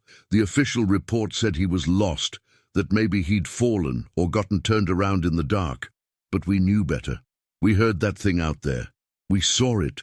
And whatever it was, it's still out there, waiting. Story 12. The moment I stepped into that cave, I knew I'd made a terrible mistake. The air was thick with an ancient, musty scent, and an oppressive silence seemed to swallow every sound. But it wasn't until I saw those paintings that I realized the true horror of what I'd stumbled upon. And by then, it was already too late. My name is Jack, and I've been a hunter for most of my life. I've tracked deer, elk, and even the occasional bear through some of the most remote wilderness areas in the country, but nothing in my years of experience could have prepared me for what I encountered in the mountains of Northern California. It was supposed to be a routine hunting trip. I'd taken a week off work, packed my gear, and headed into the backcountry, eager to get away from the noise and stress of city life. The first few days were uneventful. I saw plenty of game signs, but hadn't taken a shot yet, content to enjoy the solitude and natural beauty around me. On the fourth day, I decided to explore a new area, pushing further into the mountains than I'd ever gone before. The terrain was rough, all steep inclines and dense underbrush. By mid-afternoon, I was considering turning back when I spotted something that piqued my curiosity. Half hidden by overgrown vegetation was the entrance to a cave. It wasn't unusual to find caves in this area, but something about this one drew me in. Maybe it was the way the entrance was almost perfectly arched, or the strange smoothness of the rock face around it. Whatever it was, I felt compelled to investigate. I clicked on my headlamp and ducked into the entrance. The temperature dropped immediately, and I shivered, pulling my jacket tighter around me. The beam of my light revealed a narrow passage that seemed to lead deeper into the mountain. I should have turned back then. Every instinct honed by years in the wilderness was screaming at me to leave. But curiosity got the better of me, and I pressed on. The passage widened as I went deeper, opening into a large chamber. My light swept across the walls, and I gasped. The entire cavern was covered in paintings. These weren't the simple stick figures or handprints you might expect to find in ancient cave art. These were detailed, almost lifelike depictions of something. Creatures that looked almost human, but not quite. They were huge, easily twice the size of a man, with powerful, hunched bodies covered in thick fur. Their faces were a disturbing blend of human and animal features, with heavy brows, flat noses, and mouths full of sharp teeth. I approached one of the paintings, my hand reaching out almost of its own accord to touch the ochre-colored pigment. It was then that I noticed the scale. Next to one of the creature figures was a much smaller human figure, depicted in a posture of terror or worship. A chill ran down my spine as I realized what I was looking at. These paintings, they looked like depictions of Bigfoot or Sasquatch, but not the gentle giant of modern folklore. These creatures were predators, powerful and terrifying. I moved deeper into the cave, my light revealing more and more paintings. They seemed to tell a story, though I couldn't quite piece it together. There were scenes of hunts, of battles, of strange rituals performed under starry skies. One image in particular caught my attention. It showed one of the creatures standing over a pile of what looked disturbingly like human bones. The detail was incredible. I could make out individual ribs, shattered femurs, and even a cracked skull. I was so engrossed in the paintings that I almost missed the sound, a low, rumbling growl that seemed to come from everywhere and nowhere at once. I froze, my heart pounding in my chest. Slowly I turned around, sweeping my light across the chamber. For a moment I saw nothing. Then in the furthest corner of the cave, my light caught a pair of eyes reflecting back at me. They were huge, set deep in a face that was half hidden in shadow. I stumbled backward, my light jerking wildly across the cave walls. In my panic, I tripped over a rock and fell hard, my headlamp flying off and skittering across the cave floor. It came to rest, pointing at the far wall, casting long, distorted shadows. In the dim light, I saw something move, something big. It unfolded itself from the shadows, rising to its full height. Even in the poor light, I could see that it was massive, easily 8 or 9 feet tall. Its body was covered in thick, matted fur, and its arms hung long at its sides, ending in hands tipped with wicked-looking claws. But it was the face that truly terrified me. It was just like the paintings, a disturbing mix of human and animal features. Its eyes glinted with an intelligence that seemed almost human, yet there was nothing human about the raw, primal power radiating from its body. I scrambled backward, my hand searching desperately for my rifle, but I'd left it propped against the cave wall when I'd started examining the paintings. It might as well have been miles away. The creature took a step forward, its movement surprisingly graceful for something so large. It cocked its head to the side, studying me with what seemed like curiosity. Then it opened its mouth and let out a roar that shook the very walls of the cave. I ran. I abandoned my rifle, my pack, everything. I just ran, driven by a terror more profound than anything I'd ever experienced. I could hear the creature behind me, its heavy footsteps echoing through the cave passage. I burst out of the cave entrance, not daring to look back. I ran through the forest, branches whipping at my face, roots threatening to trip me with every step. But I didn't slow down. I couldn't. I don't know how long I ran. It felt like hours. Eventually, I broke through the tree line onto a dirt road. By some miracle, a car was passing by. A couple of hikers, heading back to civilization. They took one look at my wild-eyed, bloodied state and ushered me into their car without question. As we drove away, I finally dared to look back. There, just inside the tree line, I saw it. The creature stood watching, its massive form unmistakable even at a distance. For a moment, our eyes met, and I felt a jolt of something. Not just fear, but a sense of ancientness, of an intelligence so alien and primordial that my mind could barely comprehend it. Then it was gone, melting back into the forest as if it had never been there at all. The following days were a blur of police reports and psychiatric evaluations. I told my story over and over, but no one believed me. They found my abandoned gear in the cave, but there was no sign of the creature or the paintings I'd described. The cave itself was just an ordinary limestone cavern, unremarkable in every way. I know what I saw, I know what I experienced, but faced with the disbelief of everyone around me, I began to doubt myself. Had it all been some kind of hallucination? A vivid, waking nightmare brought on by isolation and exhaustion? But in my quieter moments, when I close my eyes, I can still see those ancient paintings. I can still feel the raw terror of being hunted by something that shouldn't exist. And sometimes, in the dead of night, I wake up in a cold sweat, convinced I can hear a distant, inhuman roar echoing from the mountains. I haven't been hunting since that day. I can't bring myself to enter the wilderness, knowing what might be lurking in its depths.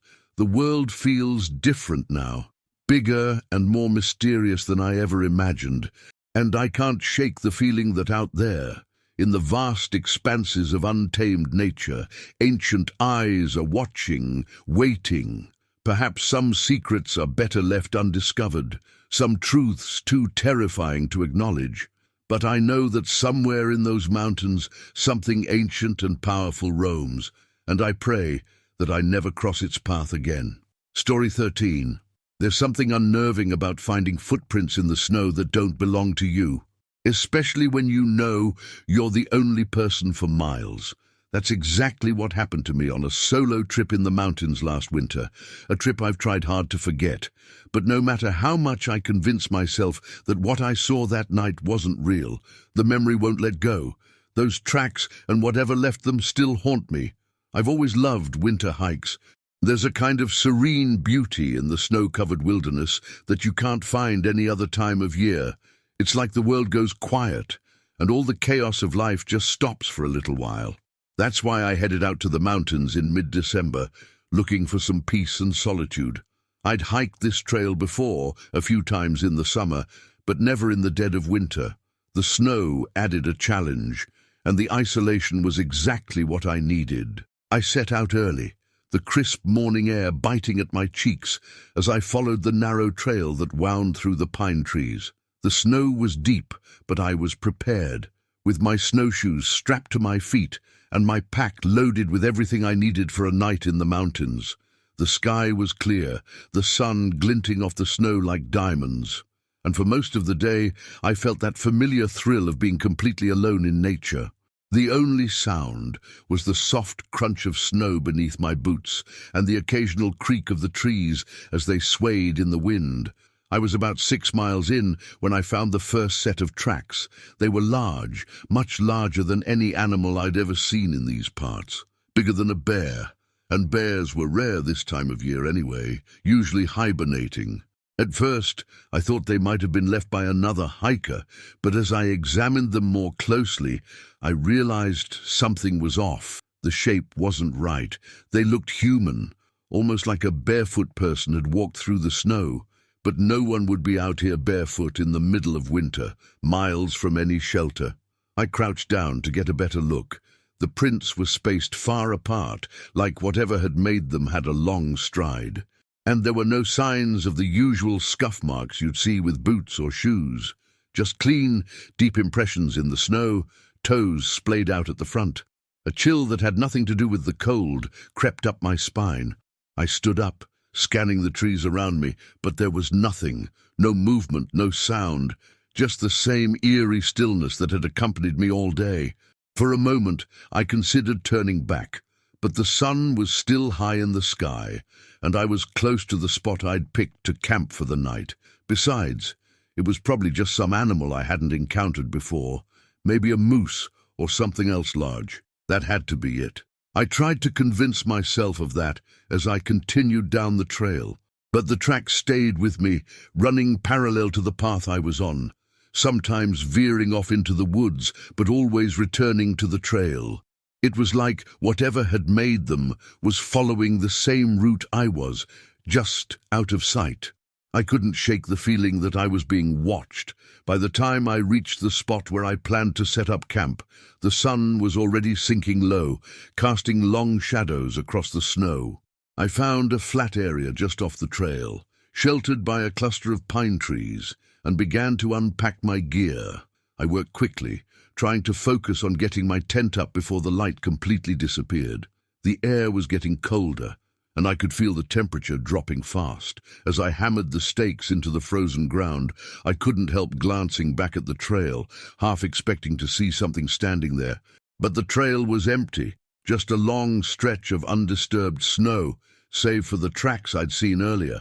Once the tent was up, I built a small fire, more for comfort than warmth. I sat by it, eating a quick meal, trying to enjoy the quiet, but my mind kept going back to those tracks. I didn't feel alone anymore. There was this tension in the air, like the forest was holding its breath, waiting for something. It was fully dark now, the only light coming from the fire and the faint glow of the moon overhead. I decided to call it a night, hoping that sleep would take the edge off my nerves. I crawled into my sleeping bag, pulling it tight around me as the cold seeped into the ground beneath me. But sleep didn't come easily. Every little sound outside made my heart race, the crack of a branch, the whistle of the wind. I kept telling myself it was nothing, that I was just psyching myself out, but the feeling of being watched wouldn't go away. After what felt like hours of tossing and turning, I finally drifted off. I don't know how long I slept, but at some point I woke up. The fire had died down to embers, casting a faint orange glow outside the tent. I wasn't sure what had woken me at first. Maybe a dream, maybe the cold. But then I heard it. A low, guttural sound, almost like a growl, coming from somewhere outside the tent. My heart pounded in my chest as I lay there, frozen, listening. The sound came again, closer this time, a deep, rumbling noise that sent a wave of fear through me. I reached for the flashlight by my side, my hand shaking as I fumbled to switch it on. The light flickered to life, and I aimed it toward the front of the tent. For a few moments, there was nothing. Just the faint glow of the fire outside, the trees swaying gently in the wind. Then I saw it. A shadow, tall and broad, moving just outside the reach of the firelight. It was massive, easily taller than any man, with long, hunched limbs and a shape that was all wrong. My breath caught in my throat as I stared, my mind struggling to make sense of what I was seeing. The thing moved slowly, deliberately, circling the camp, its footsteps barely audible in the snow. I could see its outline now, clearer than before, and the sight of it sent a jolt of terror through me. It wasn't human. It couldn't be. I didn't dare move, didn't dare make a sound. I just lay there, clutching the flashlight, like it could somehow protect me from whatever was out there. The thing circled the camp once, twice, then stopped. For what felt like an eternity, everything was silent. I held my breath, listening, waiting. Then, slowly, the footsteps started again, moving away from the camp, back toward the trail. The shadow disappeared into the darkness, and the low growl faded with it. I didn't sleep for the rest of the night. As soon as the first light of dawn broke through the trees, I packed up my gear and got the hell out of there. I didn't look back. Didn't stop until I reached the trailhead and my car, heart still pounding in my chest. The tracks were still there, clear in the morning light, leading away from my camp and disappearing into the woods. I didn't follow them. I didn't want to know where they went. I've never told anyone what I saw that night. It sounds crazy, like something out of a bad horror movie. But I know what I saw. And I know that whatever it wasn't an animal. It was something else. Something that's still out there, waiting for the next person foolish enough to follow those tracks. Story 14. The moment my daughter uttered those words, I felt a chill run down my spine. Daddy, there's a hairy man looking at me. In that instant, our peaceful family camping trip turned into a nightmare that would haunt us for years to come. My name is Robert, and I'm a software engineer from Seattle. My wife, Karen, and I had decided to take our 7-year-old daughter, Lily, on her first real camping trip. We chose a beautiful, secluded spot in the Cascade Mountains, far from the crowded campgrounds and tourist trails. It was supposed to be a chance to bond as a family and introduce Lily to the wonders of nature. Instead, it became an encounter with something we still struggle to explain. We arrived at our campsite late Friday afternoon. The spot was perfect, a small clearing surrounded by towering pines with a babbling brook nearby. Lily was ecstatic, running around exploring while Karen and I set up our tent and unpacked our gear.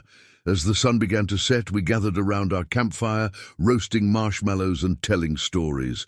Lily was enthralled by the stars, so much brighter and more numerous than she'd ever seen in the city. It was a perfect evening, filled with laughter and the simple joy of being together in nature. We tucked Lily into her sleeping bag around 9 p.m., Karen and I staying up a bit longer to enjoy the fire and some quiet conversation. It was nearly midnight when we finally doused the fire and crawled into our own sleeping bags, the sounds of the forest lulling us to sleep. I'm not sure what time it was when Lily's whisper woke me. At first, I thought she was just having a bad dream, but as my eyes adjusted to the darkness, I saw her sitting up in her sleeping bag, her eyes wide and fixed on the tent wall behind me. "Daddy," she whispered again, "there's a hairy man looking at me." I turned, following her gaze, and my heart nearly stopped. There, silhouetted against the tent wall, was the unmistakable shape of a large, humanoid figure. It was hunched over, its head nearly touching the top of our tent, and I could see the outline of long, shaggy hair covering its body. For a moment, I was paralyzed with fear. Then my paternal instincts kicked in. I reached over and shook Karen awake, putting my finger to my lips to keep her quiet. Her eyes widened as she saw the shadow, and she instinctively pulled Lily close. "It's okay, sweetie," I whispered, trying to keep my voice calm. "It's probably just a bear. We'll be fine if we stay quiet." But I knew it wasn't a bear. The shape was all wrong, too upright, too human. And bears don't stand still, watching. For minutes on end, we lay there, hardly daring to breathe, as the figure remained motionless outside our tent. I could hear something now, a low, rumbling sound that might have been breathing. It was so deep I felt it more than heard it, a vibration that seemed to resonate in my chest. After what felt like hours, but was probably only minutes, the figure moved. We watched in terrified silence as it circled our tent, its heavy footsteps crunching on the pine needles outside. At one point, it paused near the tent flap, and I was sure it was going to open it.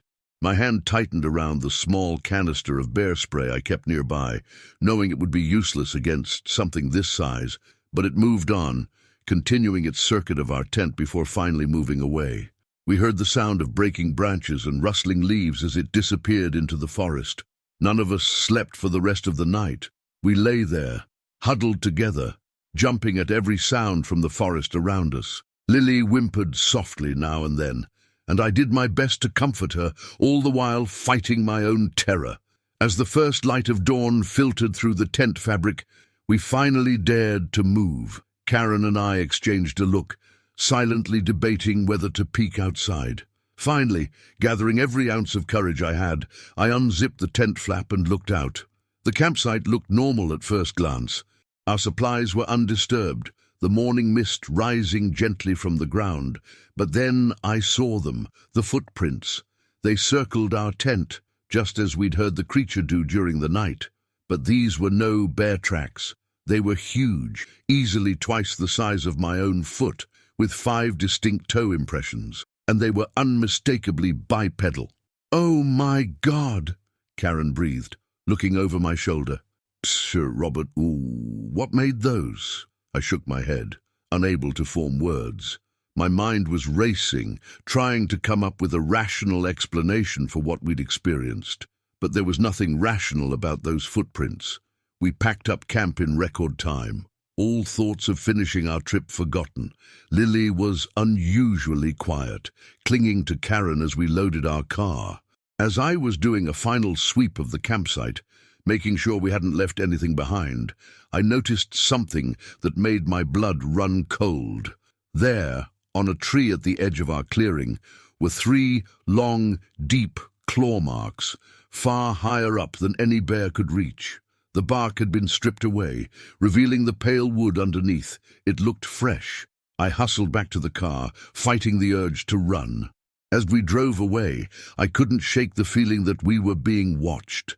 I kept glancing in the rearview mirror, half expecting to see a large, hairy figure emerging from the tree line, but there was nothing, just the dense forest slowly receding behind us. The drive home was tense and quiet. Lily fell asleep in the back seat, exhausted from our sleepless night. Karen and I spoke in hushed tones, trying to make sense of what had happened. "And it had to be a bear," Karen said, but her voice lacked conviction. "Maybe it was standing up when Lily saw it. That could explain the shadow." I nodded, wanting to believe it, but the image of those footprints kept flashing in my mind. No bear I knew of left tracks like that. When we got home, we tried to put the experience behind us. We told ourselves it was just a scary nighttime encounter with local wildlife, heightened by darkness and imagination. But in the weeks that followed, I found myself obsessively researching cryptozoology and local legends. The more I read about Bigfoot and Sasquatch encounters, the more our experience seemed to fit the pattern. Lily had nightmares for months. She would wake up crying, saying the hairy man was looking at her. We took her to a child psychologist who suggested it was just her mind processing a scary experience. But sometimes, when Lily talked about that night, she would mention details we hadn't told her. The smell of wet fur, the sound of wood knocking against wood in the distance. As time passed, we spoke about that night less and less, but it changed us. We never went camping again, at least not in remote areas. Whenever we did spend time in nature, we stuck to popular, well-traveled paths. The wilderness had lost its allure for us, replaced by a lingering sense of unease. Sometimes, on quiet nights, I find myself staring out into our backyard, watching the tree line, and I can't shake the feeling that somewhere out there in the vast expanses of the wild, something is watching back. Something that defies explanation, that challenges everything we think we know about the natural world. I don't know what we encountered that night in the mountains. I can't explain the footprints, the claw marks, the lingering sense of being observed by something ancient and unknowable. But I do know this: the world is bigger and more mysterious than we can imagine, and sometimes, in the depths of the forest, myths come alive. We never told anyone the full story of what happened that night. Who would believe us? But sometimes, when I see news reports of strange sightings in the wilderness or hear campfire stories of encounters with unexplained creatures, I feel a chill run down my spine. And I wonder how many others have had experiences like ours, encounters that shake the foundations of what we believe is possible. In the end, all I can say is this: be careful out there in the wild. You never know what might be watching from just beyond the firelight. Story 15. There's a certain kind of fear that doesn't hit you right away. It creeps up on you, like the slow approach of a storm, until it's too late to escape. I'd always considered myself immune to that kind of fear. I'd spent years hiking, camping, and exploring remote places, always alone, always confident. But that night, deep in the forest with nothing but the dark closing in, I learned the hard way that some fears are too primal to ignore. The night we went out to film something ordinary and captured something I still can't explain. It was supposed to be a simple trip, just me, Brian, and Zoe, heading out into the woods to film some nighttime footage for a documentary project we were working on. We were amateur filmmakers, always looking for new and interesting shots. And that night, we wanted to capture the sounds and movements of the forest after dark. We'd all heard the stories about weird things happening in these woods, but no one really believed them. I mean, who would? Strange lights, eerie sounds, figures spotted at the edge of vision. It all seemed like the kind of stuff people say to scare each other around a campfire. The 3 of us set out late in the afternoon, hiking into one of the more remote parts of the forest. It wasn't a popular spot, which is why we chose it. We wanted to avoid any other campers or hikers, to make sure our footage was as natural as possible. The deeper we went, the quieter the forest became. By the time we reached the clearing where we planned to set up, the sun was already starting to dip below the horizon, casting long shadows through the trees. "This is perfect," Brian said, setting down his pack and scanning the area with his camera.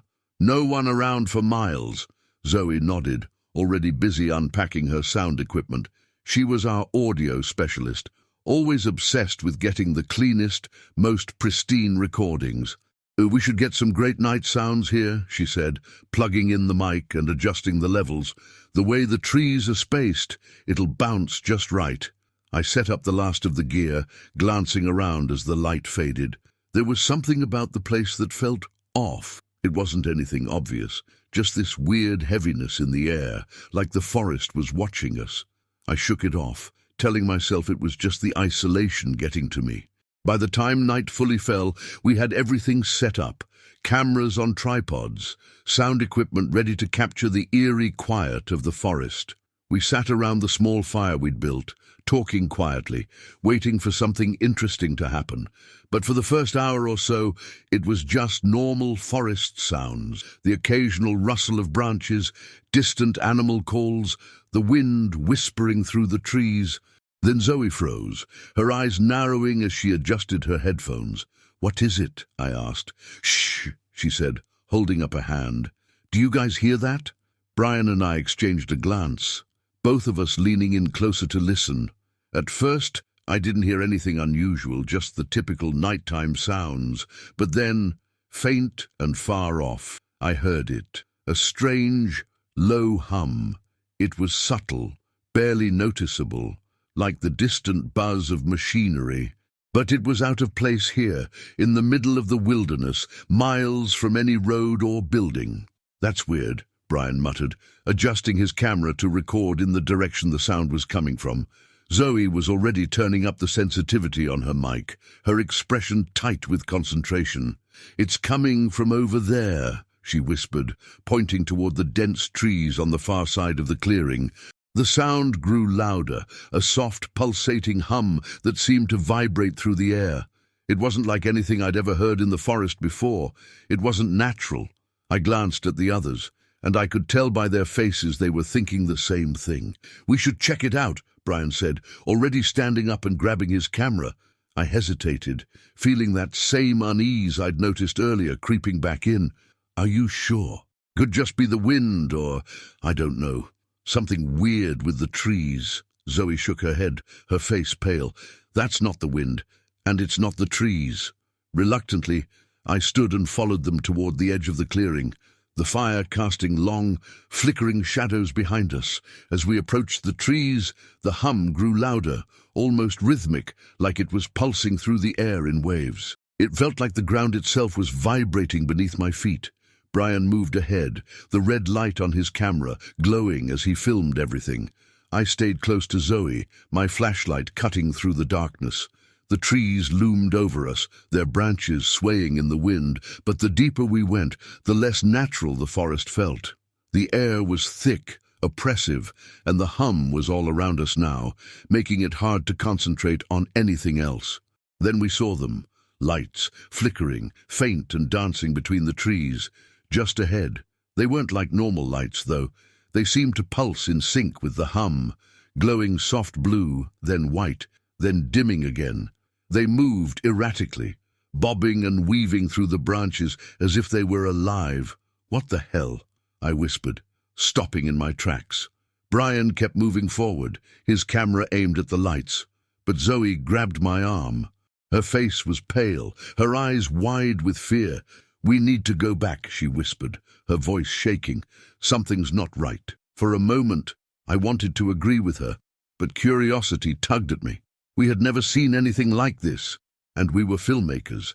This was exactly the kind of weird phenomenon people wanted to see. But then the lights stopped. They hovered there for a moment, suspended in the air, and the hum grew louder, almost deafening now. My chest tightened, and I realized with a jolt that it wasn't just the sound that was vibrating. The ground was actually shaking. Then everything went silent. The hum stopped. The lights flickered once, twice, then vanished. We stood there in the pitch black, the forest around us so quiet it felt unnatural. Even the wind had stopped. My pulse was pounding in my ears, and my flashlight beam shook as I swept it through the trees, trying to make sense of what had just happened. "Brian," I whispered, my voice barely audible. He didn't answer. I turned, aiming my flashlight where he had been just moments ago, but he wasn't there. The trees, the ground, everything was empty. "Brian," I called louder this time, my voice echoing through the silent forest. "Brian!" Zoe clutched my arm, her nails digging into my skin. "Where is he? He was right there." Panic gripped my chest as I moved forward, shining the light in every direction. The ground was undisturbed, the snow unbroken except for our own tracks leading back to the clearing. Brian's were gone. It was like he had just disappeared. Zoe was breathing heavily, her panic spreading to me like a virus. "We need to get out of here," she said, tugging at my sleeve. "Now." I wanted to find him, wanted to keep looking, but the fear gnawing at the back of my mind was too strong. Something had happened, something I couldn't explain, and I wasn't sticking around to figure it out. We ran. We didn't stop until we reached the clearing, the dim glow of the fire, a welcome sight. I could barely think straight, my heart racing as I tried to process what had just happened. Zoe was shaking, her breath coming in ragged gasps, and we collapsed by the fire, staring back into the trees, waiting for Brian to reappear. But he never did. We called his name over and over, our voices growing hoarse, but the forest swallowed our cries. The lights never came back, the hum never returned. It was just us, alone in the cold night, with nothing but the crackling fire to keep us company. In the morning we searched. We combed the area for any sign of him, any trace of his gear or footprints. But there was nothing. It was like he had vanished into thin air. To this day, no one believes our story. The search teams found no evidence, no tracks, nothing. But I know what I saw that night. I know what I heard. And I know that somewhere, in those woods, something is waiting. Story 16. The scream that tore through the night wasn't human. It wasn't animal either. It was something in between. Something primal and terrifying that made my blood run cold. As our guide's face drained of color, I realized this night hike was about to become a fight for survival. My name is Sarah, and I'm an adventure travel blogger. I've been to some of the most remote corners of the world, always seeking the next thrill, the next story to share with my followers. But nothing in my years of travel could have prepared me for what we encountered in the dense forests of the Pacific Northwest. It was supposed to be a simple night hike, a chance to experience the forest after dark, and maybe catch a glimpse of some nocturnal wildlife. Our group consisted of 6 people: myself, a retired couple named Bob and Linda, 2 college students, Mike and Emily, and our guide, a local man named John who'd been leading tours in the area for over a decade. The evening started normally enough. We met at the ranger station just as the sun was setting, John giving us a brief safety talk and handing out headlamps. The excitement was palpable as we set off down the trail, the forest coming alive with the sounds of night creatures. For the first hour, everything was perfect. The forest at night was magical, the beam of our headlamps catching the gleam of animal eyes in the underbrush. John pointed out various plants and animal signs, his knowledge of the area impressive. It wasn't until we reached a small clearing about 2 miles in that things started to feel off. The night had grown unusually quiet, the typical chorus of insects and nocturnal animals falling silent. A heavy mist had rolled in, limiting our visibility and giving the forest an eerie, otherworldly quality. "Is it usually this quiet?" I asked John, noticing the tension in his posture. He shook his head slowly, his eyes scanning the tree line. "No," he said softly. "No, it's not." That's when we heard it. a scream that cut through the silence like a knife, echoing through the trees. It was unlike anything I'd ever heard before, not quite human, not quite animal. It was raw, primal, and filled with an emotion I couldn't quite place. Rage, pain, hunger. We all froze, instinctively huddling closer together. Linda let out a small whimper, clutching Bob's arm. The college students, Mike and Emily, looked at each other with wide, frightened eyes. But it was John's reaction that truly terrified me. His face had gone pale, his eyes wide with recognition and fear. In that moment, I realized that whatever had made that sound, John knew what it was, and it terrified him. "We need to go," he said, his voice barely above a whisper. "Now, back to the trailhead. Stay close, stay quiet." No one argued. We turned and began to retrace our steps, moving as quickly and quietly as we could through the misty forest. The silence was oppressive, broken only by our ragged breathing and the occasional snap of a twig underfoot. We'd gone perhaps half a mile when we heard it again. The scream, closer this time, much closer, and it was answered by another, coming from a different direction. "Oh, God!" Emily whimpered. "And there's more than one." John held up a hand, signaling for us to stop. He stood perfectly still, listening intently. I could see the sheen of sweat on his forehead, catching the light from our headlamps. "They're hunting," he said finally, his voice tight with fear. "And I think they're hunting us." A wave of terror washed over me. Hunting us. What could possibly be out here, in these woods, that would hunt humans? We picked up our pace, nearly jogging now. The mist seemed to thicken around us, making it hard to see more than a few feet ahead. More than once, I caught glimpses of movement in the corners of my vision, dark shapes flitting between the trees. The screams were almost constant now, coming from all around us. They were moving, circling, herding us. I realized with growing horror that whatever these things were, they were intelligent. This wasn't random animal behavior. This was a coordinated hunt. We broke into a run, all pretense of stealth abandoned. I could hear heavy footsteps crashing through the underbrush behind us, gaining ground. The beam of my headlamp bounced wildly as I ran, catching flashes of the terrified faces of my companions.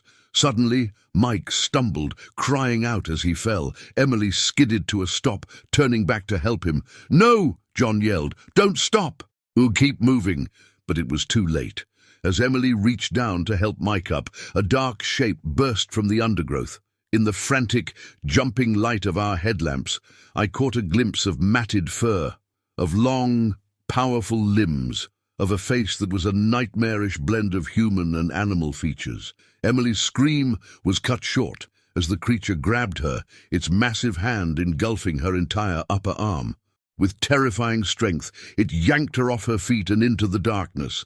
Mike scrambled to his feet, his face a mask of terror. "Emily!" he yelled, starting to move towards where she'd disappeared. John grabbed him, physically restraining him. "She's gone," he said, his voice cracking. "We can't help her. We have to move. Now." We ran. Oh God, how we ran. My lungs burned, and my legs felt like lead, but terror kept me moving. I could hear the creatures behind us, their heavy breathing, the sound of branches snapping under their weight. We burst out of the tree line onto the access road, the ranger station visible in the distance. For a moment, I felt a surge of hope. We were going to make it. Then I heard Bob cry out. I turned to see him fall, a dark shape looming over him. Linda screamed, trying to go back for him, but John grabbed her, dragging her forward. "The station," he yelled. "Get to the station." We sprinted the last 100 yards, the sounds of pursuit right behind us. John reached the door first, fumbling with his keys. For one heart-stopping moment, I thought he wouldn't get it open in time. But then the lock turned, and we tumbled inside.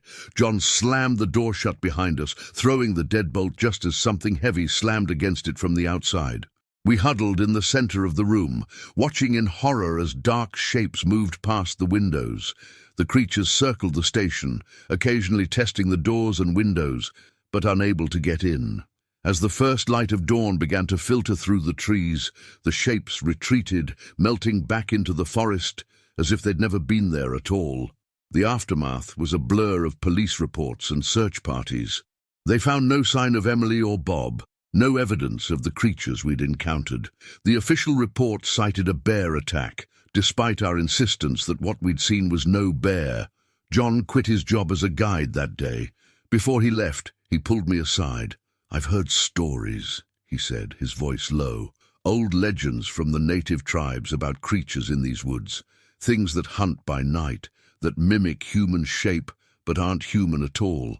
I never believed them, until now." He left then, and I never saw him again. The others all left too, eager to put as much distance between themselves and these forests as possible. But I stayed. I couldn't leave, not without answers. I spent months researching, digging into old legends and folklore, tracking down reports of similar encounters. And the more I learned, the more I realized that what we experienced that night was just the tip of the iceberg. There's something out there in those woods, something ancient, something powerful, something that defies our understanding of the natural world. And it's not just in this forest. Reports of similar creatures, similar encounters, span the globe. I don't lead night hikes anymore. I don't even go into the woods if I can help it. But sometimes on quiet nights, I find myself standing at the edge of the forest, staring into the darkness, and I swear I can hear, faint but unmistakable, the echo of that inhuman scream. The world is bigger and stranger than we can imagine. And in the dark places, in the wild places, there are things that lurk just beyond the reach of our understanding, things that watch and wait and hunt. Be careful out there in the wilderness. And if you hear a scream in the night that doesn't sound quite human, run, and don't look back. Story 17. I've been a forest ranger for 15 years, and I've seen my fair share of strange things in the woods. But nothing could have prepared me for what happened on that chilly autumn night. It was supposed to be a routine patrol, just like any other. Instead, it turned into the most terrifying experience of my life. The sun had long since dipped below the horizon, leaving the forest shrouded in darkness. The beam of my flashlight cut through the gloom as I made my way along the familiar trail. The air was crisp, carrying the scent of pine and decaying leaves. It was the kind of night where your breath fogs in front of you, and the silence seems to press in from all sides. I'd been walking for about an hour when I heard it, a scream. Not the screech of an owl or the cry of a fox, but something unmistakably human. It echoed through the trees, sending a chill down my spine that had nothing to do with the cold. I froze, straining my ears. For a moment, all I could hear was the pounding of my own heart. Then it came again, distant but clear, a sound of pure terror that made my skin crawl. I keyed my radio, my voice barely above a whisper. "Base, this is Ranger Thompson. I've got a possible situation out here. Heard what sounds like a person screaming. I'm going to investigate. Over." The radio crackled. "Copy that, Thompson. Be careful out there. Do you need backup? Over." I hesitated. Part of me wanted to say yes, to have someone else out here with me, but I'd been doing this job long enough to know that every second could count in an emergency. "Negative, base. I'll check it out and report back. If I don't radio in 30 minutes, send someone. Over." "Understood. 30 minutes. Good luck, Thompson. Over and out." I clicked off the radio and took a deep breath. The scream had come from off the main trail, deeper into the woods. I swept my flashlight across the underbrush, looking for any sign of disturbance. That's when I saw them. Footprints. But these weren't ordinary footprints. They were huge, easily twice the size of my own boot. And they weren't shaped quite right for a human foot. I felt my throat go dry as I crouched down to examine them more closely. The impression was deep, suggesting whatever made them was incredibly heavy. And there, at the edges of the print, were what looked like claw marks. I stood up slowly, my eyes darting from tree to tree. The forest suddenly felt alien, threatening. Every shadow seemed to hide some unseen danger. I found myself gripping my flashlight tighter, as if it could somehow protect me from whatever was out there. Against every instinct screaming at me to turn back, I stepped off the trail and into the thick underbrush. The footprints led deeper into the woods, and I followed them, my heart hammering in my chest. Branches snagged at my uniform, and more than once I nearly lost my footing on the uneven ground. I don't know how long I walked.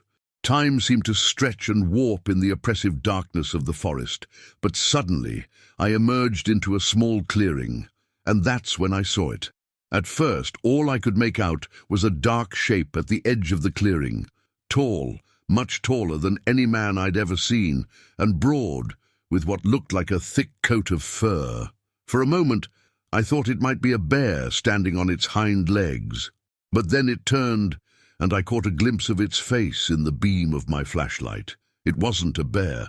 It wasn't anything I'd ever seen before. The face was almost human, but twisted, elongated.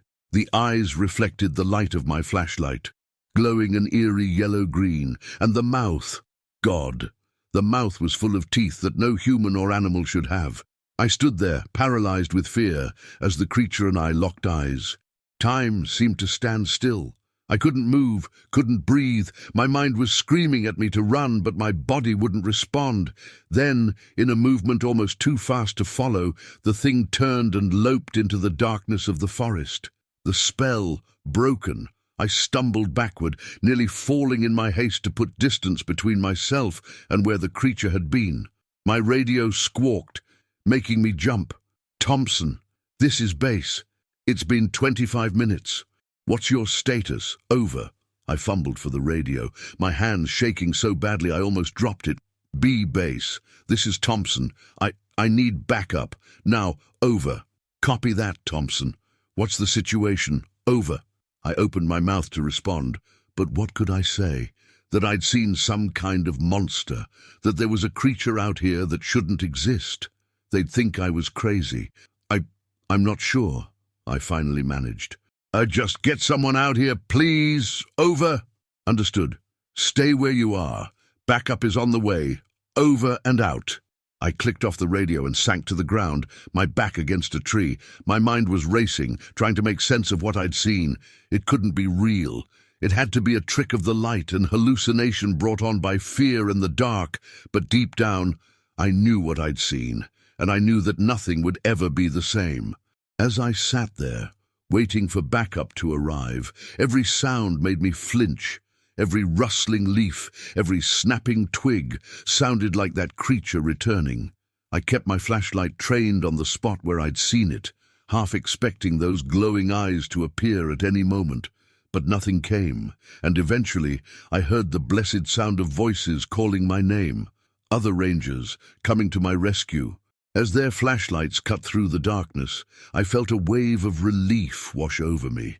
But mixed with that relief was a gnawing dread, because I knew that whatever I'd seen was still out there, somewhere in the vast wilderness of the forest. When my colleagues reached me, they found me pale and shaking. They asked what had happened, but I couldn't find the words to explain. How could I describe something that shouldn't exist? In the end, I mumbled something about getting spooked by strange noises and losing my way. They exchanged worried glances but didn't press the issue. As we made our way back to the ranger station, I couldn't shake the feeling that we were being watched. Every shadow seemed to hide those glowing eyes, that monstrous face. I knew that sleep would be a long time coming, if it came at all. Back at the station, I sat in the break room, a untouched cup of coffee growing cold in front of me. My colleagues tried to engage me in conversation, to lighten the mood, but I barely heard them. My mind was still out there in the forest, replaying those terrifying moments over and over. I knew I should report what I'd seen. It was my duty as a ranger to document any unusual occurrences in the forest. But as I stared at the blank incident report form, my pen hovering over the paper, I hesitated. What would I write? That I'd encountered a creature that looked like something out of a horror movie, that there was some kind of monster roaming our forests. In the end, I wrote a vague report about strange noises and unusually large tracks. I mentioned nothing about what I'd seen in that clearing. Part of me felt guilty for the omission, but a larger part was simply afraid of not being believed, of being labeled as unstable or unreliable, and, if I'm being honest, afraid that putting it down on paper would make it more real somehow. As the night wore on and the sky began to lighten with the approaching dawn, I made a decision. I couldn't pretend this hadn't happened. I couldn't go back to my normal patrols knowing what was out there. But I also couldn't just walk away from my job, from the forest I'd sworn to protect. So I made a plan. I would research, quietly and carefully. I would look for any other reports of strange sightings or unexplained phenomena in the area. And I would be prepared. Next time, because I was certain there would be a next time, I wouldn't be caught off guard. As I finally left the ranger station that morning, the forest looked different to me. The familiar trees and trails now held an air of menace, of secrets. I knew that my life had changed irrevocably. The world was bigger, stranger, and far more dangerous than I had ever imagined. But as I drove home, exhausted and still shaken, I felt a strange mix of fear and excitement, because while I had seen something terrifying, I had also seen something extraordinary, something that challenged everything I thought I knew about the world. And deep down, beneath the fear and uncertainty, a small part of me couldn't wait to uncover more of the forest's secrets. Story 18. I've always considered myself an experienced hiker, but nothing could have prepared me for that night in the wilderness. What started as a routine backpacking trip turned into a fight for survival against an unseen threat that still haunts my dreams. It was supposed to be a simple weekend getaway. My best friend Jake and I had planned this trip for months, eager to escape the city and lose ourselves in the tranquility of nature. We chose a remote trail in the Pacific Northwest, known for its breathtaking views and challenging terrain. Little did we know that the real challenge would come when the sun went down. We set out early Saturday morning, the crisp autumn air filling our lungs as we hit the trail. The forest was a riot of color, leaves in shades of red, orange and gold, creating a canopy above us. For hours, we hiked in comfortable silence, broken only by the crunch of leaves beneath our boots and the occasional call of a bird. As the day wore on, I began to feel uneasy. The trail markers seemed to be getting farther apart, and the path less defined. I mentioned it to Jake, but he just shrugged it off, confident in the map he'd downloaded to his phone. "Technology, man," he grinned, waving the device at me. "Can't go wrong with GPS." I wish I'd trusted my instincts. By late afternoon, it was clear we'd strayed from the main trail. The forest had grown denser, the trees pressing in on all sides. Shadows lengthened as the sun dipped low on the horizon, and an unseasonable chill crept into the air. "Jake," I said, trying to keep the worry out of my voice, "I think we should stop and set up camp. We can figure out where we are in the morning." He nodded, the bravado from earlier replaced by a look of concern. We found a small clearing and quickly set up our tent, working against the fading light. As darkness fell, we huddled around a small campfire, the flames casting flickering shadows on the surrounding trees. That's when we heard it, a sound like breaking twigs, somewhere in the darkness beyond our little circle of light. We froze, eyes straining to pierce the gloom. "Probably just a deer," Jake whispered, but I could hear the doubt in his voice. I nodded, not trusting myself to speak. We listened intently, but the forest had gone eerily silent. No crickets chirping, no owls hooting, just the crackling of our fire and the pounding of my own heart.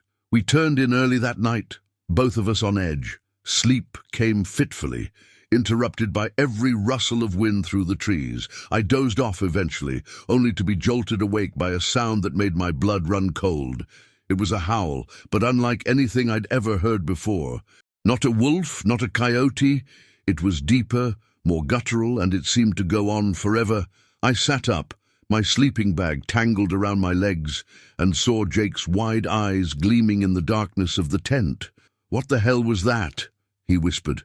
Before I could answer, we heard it again, closer this time. And then another sound, heavy footsteps, circling our campsite. We sat in terrified silence, hardly daring to breathe. The footsteps stopped, and for a moment I thought whatever it was had gone. Then came a snuffling noise, right outside our tent. Something big was out there, and it was smelling us. Jake reached for the flashlight, but I grabbed his arm, shaking my head frantically. Some primal instinct told me that light would only make things worse. The snuffling continued for what felt like hours, but was probably only minutes. Then slowly, the heavy footsteps moved away. We waited, straining our ears, until the sound faded into the distance. Neither of us slept for the rest of the night. As the first light of dawn filtered through the trees, we cautiously emerged from our tent. The crisp morning air did little to ease the knot of fear in my stomach. Jake and I exchanged glances, both of us pale and bleary-eyed from our sleepless night. "Let's pack up and get the hell out of here," Jake said, his voice hoarse.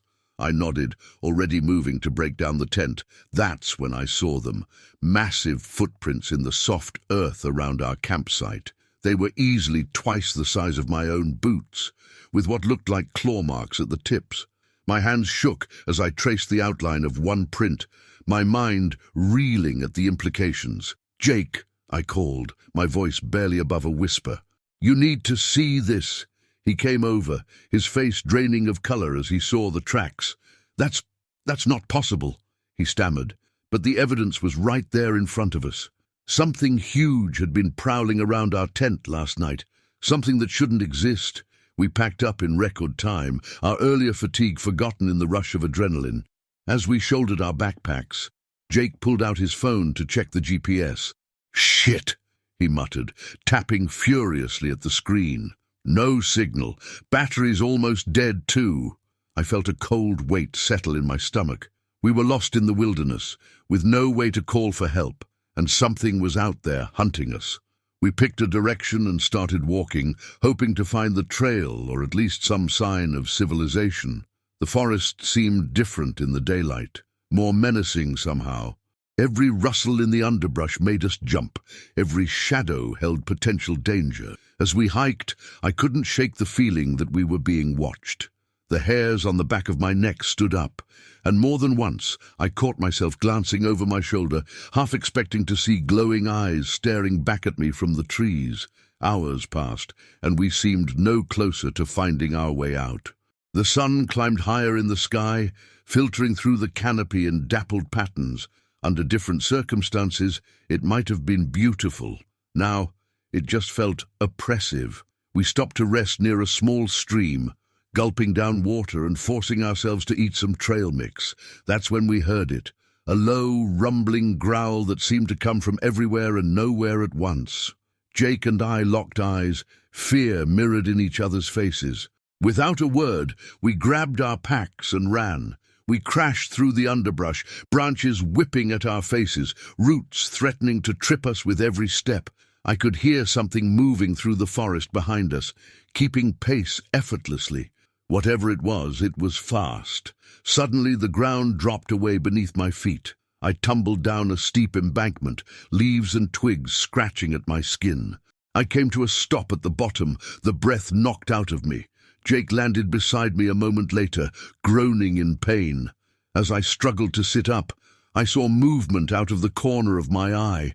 There, at the top of the embankment, stood a figure that defied belief. It was massive, easily 8 feet tall, covered in dark, matted fur. But it was the face that sent a jolt of pure terror through me. It was almost human, but twisted, with a protruding jaw, full of sharp teeth and eyes that gleamed with predatory intelligence. For a heart-stopping moment, it stared right at us. Then, with a speed that belied its size, it was gone, melting back into the forest. Jake and I lay there, gasping for breath, too shocked to move. The encounter had lasted only seconds, but it had changed everything. We were no longer just lost hikers, we were prey. As the adrenaline wore off, the pain set in. My ankle throbbed, likely sprained in the fall. Jake had a nasty gash on his arm that was bleeding freely. We were injured, lost, and being hunted by something out of a nightmare. "We need to find shelter," I said, my voice shaking. "Something defensible. We can't stay out in the open." Jake nodded, his face pale beneath the dirt and scratches. We helped each other up, leaning on each other as we limped through the forest. Every sound made us flinch, every shadow held potential danger. As the light began to fade, we stumbled upon an old, abandoned cabin. It was little more than a shack, really, but it had walls and a door. It was the best we could hope for. We barricaded ourselves inside, using what little furniture remained to block the door and windows. As night fell, the sounds of the forest changed. That low, rumbling growl returned, closer now. Something large moved around the cabin, testing the walls, sniffing at the cracks. Jake and I huddled in the center of the room, backs to each other, makeshift weapons in hand. We didn't speak, didn't sleep. We just waited, listening to the creature that stalked us in the darkness. I don't know how we survived that night. Maybe the creature was toying with us, saving us for later. Maybe it was just waiting for us to let our guard down. All I know is that when the first light of dawn filtered through the cracks in the walls, we were still alive. We emerged cautiously, blinking in the pale morning light. The forest was quiet, almost peaceful, but the claw marks on the cabin's walls and the massive footprints in the mud told a different story. It took us another full day of hiking before we finally found the main trail. When we stumbled into the ranger station, dirty, injured, and babbling about monsters in the woods, they assumed we were delirious from dehydration and exposure. Maybe we were. Maybe it was all some shared hallucination brought on by fear and exhaustion. But in my heart, I know what we saw was real. And I know that somewhere out there, in the vast wilderness, something is waiting, watching, hunting. I still go hiking. But now, when night falls in the forest, I make sure I'm safely back in civilization, because I know that in the darkness, in the shadows between the trees, there are things that defy explanation, things that hunger, and I never want to be prey again. Story 19. I never believed in monsters. Not the kind that lurk in the shadows or stalk through forests at night. But after what happened during our family camping trip, I'm not so sure anymore. Sometimes, the line between reality and nightmare isn't as clear as we'd like to think. It was supposed to be a fun weekend getaway. My wife Sarah, our two kids, Emma, 12, and Liam, 9, and I had been planning this trip for months. We chose a campground in the Pacific Northwest, nestled in a valley known for its breathtaking views and diverse wildlife. The area had a reputation for strange sightings, but we laughed it off as local folklore designed to attract tourists. We arrived late Friday afternoon, the sun already dipping low on the horizon. The campground was surprisingly empty for a summer weekend, but we didn't think much of it at the time. We were just happy to have our pick of spots. We set up our tent in a clearing surrounded by towering pines. The kids were excited, running around collecting pine cones and pointing out bird nests high in the branches. Sarah and I got the campfire going, and soon the smell of roasting hot dogs filled the air. As darkness fell, we gathered around the fire, roasting marshmallows and telling stories. The night was clear, the stars twinkling brightly above us. It was peaceful, perfect even, until it wasn't. It started with a feeling, a prickling sensation on the back of my neck, like we were being watched. I tried to shake it off, but I couldn't help glancing into the darkness beyond our little circle of firelight. "Dad, did you hear that?" Emma asked, her voice barely above a whisper. I strained my ears but heard nothing except the crackling of our fire and the gentle rustle of wind through the trees. "Hear what, sweetie?" She frowned, her eyes scanning the tree line. "I thought I heard, I don't know, like a growl or something." Sarah laughed, but it sounded forced. "Probably just the wind, honey, or maybe a raccoon looking for scraps." We tried to get back to our marshmallow roasting, but the mood had shifted. The darkness beyond our campsite seemed deeper somehow, more menacing. Even Liam, usually fearless, huddled closer to his mother. That's when we heard it, a howl that cut through the night, unlike anything I'd ever heard before. It was deep, guttural, almost human but not quite. It echoed through the valley, seeming to come from everywhere and nowhere at once. We all froze, marshmallows forgotten on their sticks. Liam whimpered and burrowed into Sarah's side. Emma's eyes were wide, darting from tree to tree as if expecting something to burst out of the shadows at any moment. "What was that?" Sarah whispered, her arm tightening around Liam. I stood up slowly, trying to project a calm I didn't feel. "Probably just a wolf," I said, but the words rang hollow even to my own ears. I'd heard wolves before, and this was something different, something wrong. The howl came again, closer this time. It was followed by a series of low, rumbling growls that made the hair on the back of my neck stand up. Whatever was out there, it wasn't alone. Everyone in the tent. "Now," I said, my voice low and urgent. We scrambled to douse the fire and grab our belongings. As we zipped ourselves into the tent, I could hear heavy footsteps circling our campsite. Something large was out there, moving with a purpose. We huddled together in the center of the tent, hardly daring to breathe. The footsteps grew closer, accompanied by snuffling sounds and low growls. Through the thin fabric of the tent, I could see the shadow of something massive moving just outside. Liam started to cry, and Sarah quickly muffled the sound with her hand. Emma was shaking, her eyes squeezed shut as if she could make it all go away by not seeing it. The creature outside paused right next to our tent. I could hear its heavy breathing, smell a musky odor that turned my stomach. For a heart-stopping moment, I was sure it was going to rip through the tent and attack us. But then, slowly, the footsteps moved away. We sat in terrified silence for what felt like hours, listening as the sounds of movement faded into the distance. None of us slept that night. We sat huddled together, jumping at every sound, dreading the return of whatever had stalked our camp. As the first light of dawn filtered through the tent, we finally dared to move. I unzipped the tent flap cautiously, peering out into the misty morning. The campsite looked undisturbed at first glance, but as I stepped out, I saw them. Footprints, massive, deeper than they should be, with clear claw marks at the tips. They circled our tent, crisscrossing the campsite. "Oh my God!" Sarah gasped, coming up behind me. "What made those?" I shook my head, unable to find words. Whatever had been here last night, it was no ordinary animal, and there was more than one set of tracks. As Emma and Liam emerged from the tent, rubbing sleep from their eyes, I made a decision. We're leaving. Now. We packed up in record time, constantly glancing over our shoulders. The forest that had seemed so welcoming yesterday now felt oppressive, hiding unknown dangers behind every tree. We practically ran to our car, throwing our gear in haphazardly. As I turned the key in the ignition, my heart sank. The engine sputtered but wouldn't start. "No, no, no," I muttered, trying again and again. Each time, the same result. We were stuck. Sarah's face was pale, her knuckles white as she gripped the door handle. "What do we do now?"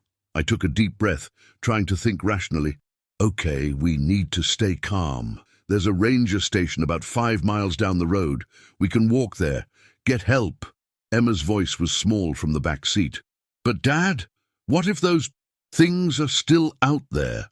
I turned to look at my children, seeing the fear in their eyes. I wanted to tell them everything would be okay, that there was nothing to worry about. But after what we'd experienced, I couldn't bring myself to lie. "We'll stay together," I said firmly. "We'll make noise as we walk. Let anything out there know we're coming. Most animals avoid humans if they hear us coming." We gathered what supplies we could carry: water, some snacks, a first aid kit. I found an old baseball bat in the trunk, which I gripped tightly as we set out. The hike was tense. Every snapping twig, every rustle in the underbrush made us jump.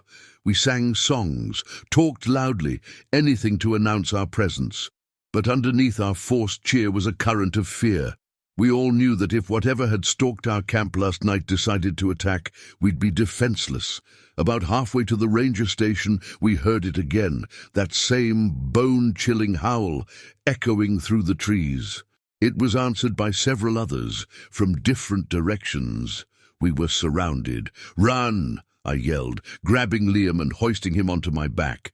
Sarah took Emma's hand, and we sprinted down the road. The sounds of pursuit were all around us. Heavy footfalls, breaking branches, guttural growls. I could hear them getting closer, closer.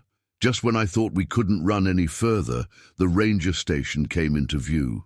We burst through the door, gasping for breath, wild-eyed and terrified.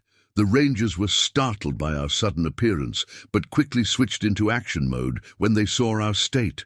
As they called for help and tried to calm us down, I looked out the window. There, at the edge of the forest, I saw them, 3 massive, fur-covered figures, standing upright like men, but clearly not human. They stared at the station for a long moment before melting back into the shadows of the trees. When help arrived and we told our story, the authorities were skeptical. They found our campsite undisturbed. No sign of the massive footprints I knew we'd seen. Our car started without any problems.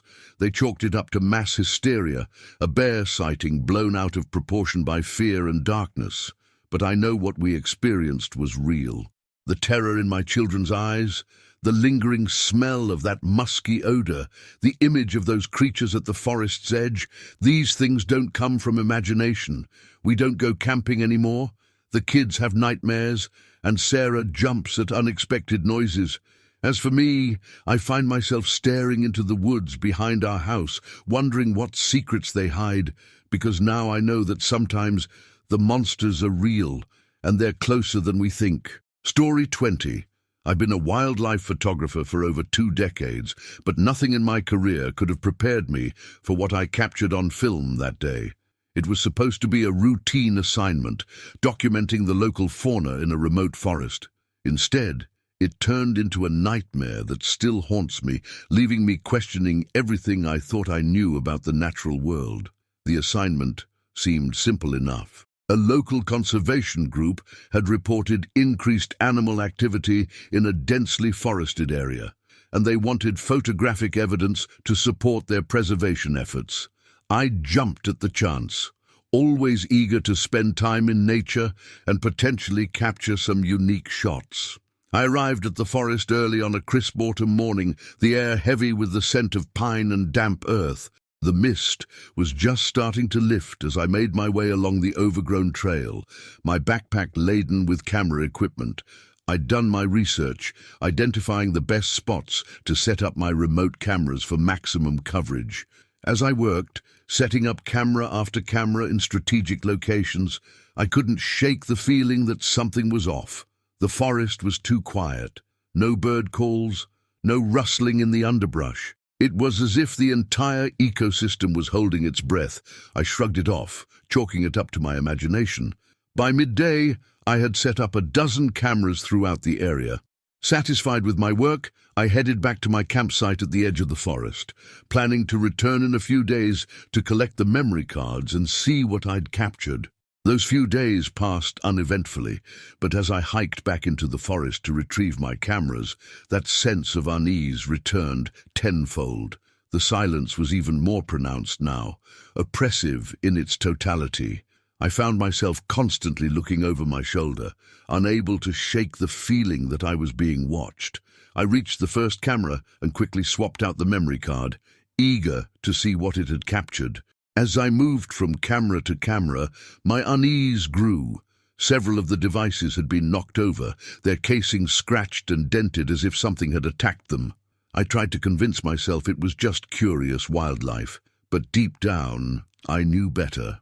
It wasn't until I reached the final camera, the one I'd placed deepest in the forest, that my world turned upside down. The camera was intact, still pointed where I'd left it, focused on a small clearing. With trembling hands, I removed the memory card and slotted it into my portable viewer.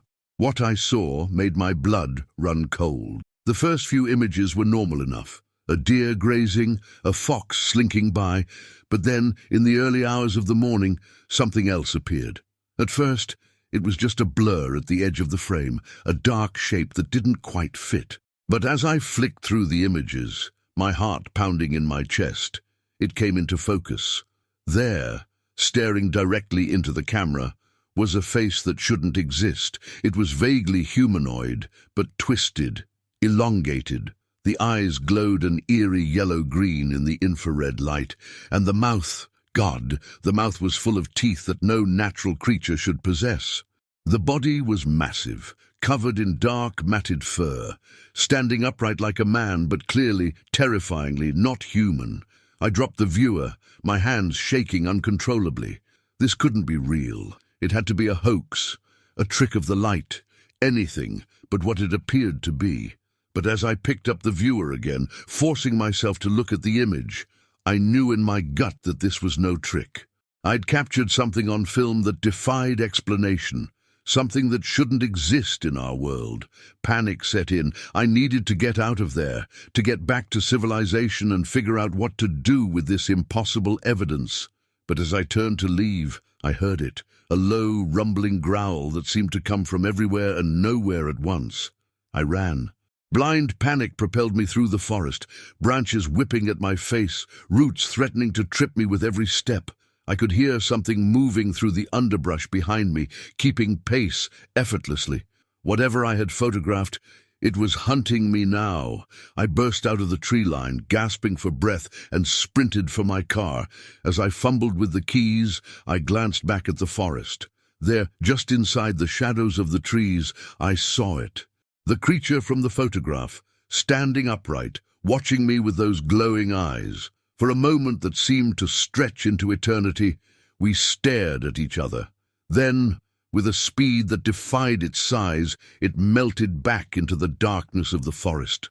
I drove home in a daze, my mind reeling from what I had seen. The memory card with the impossible photograph burned a hole in my pocket. What was I supposed to do with this? Who would believe me?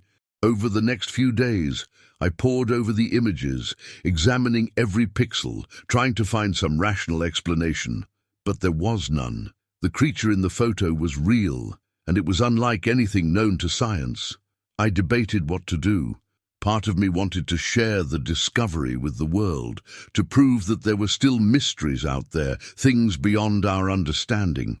But another part, a primal, fearful part, wanted to destroy the evidence and pretend it had never happened. In the end, curiosity won out over fear. I couldn't let this go, couldn't pretend I hadn't seen what I'd seen. I needed answers. I reached out to a friend in the biology department at the local university, someone I trusted to take me seriously. When I showed him the photos, his reaction mirrored my own. Disbelief, followed by a dawning realization that this was something unprecedented. We agreed to keep it quiet for now, to investigate further before going public. We needed more evidence, more sightings, before we could present this to the scientific community. And so, against every instinct screaming at me to stay away, I found myself back in that forest a week later. This time, I wasn't alone. My friend from the university had come along, as well as a graduate student specializing in cryptozoology.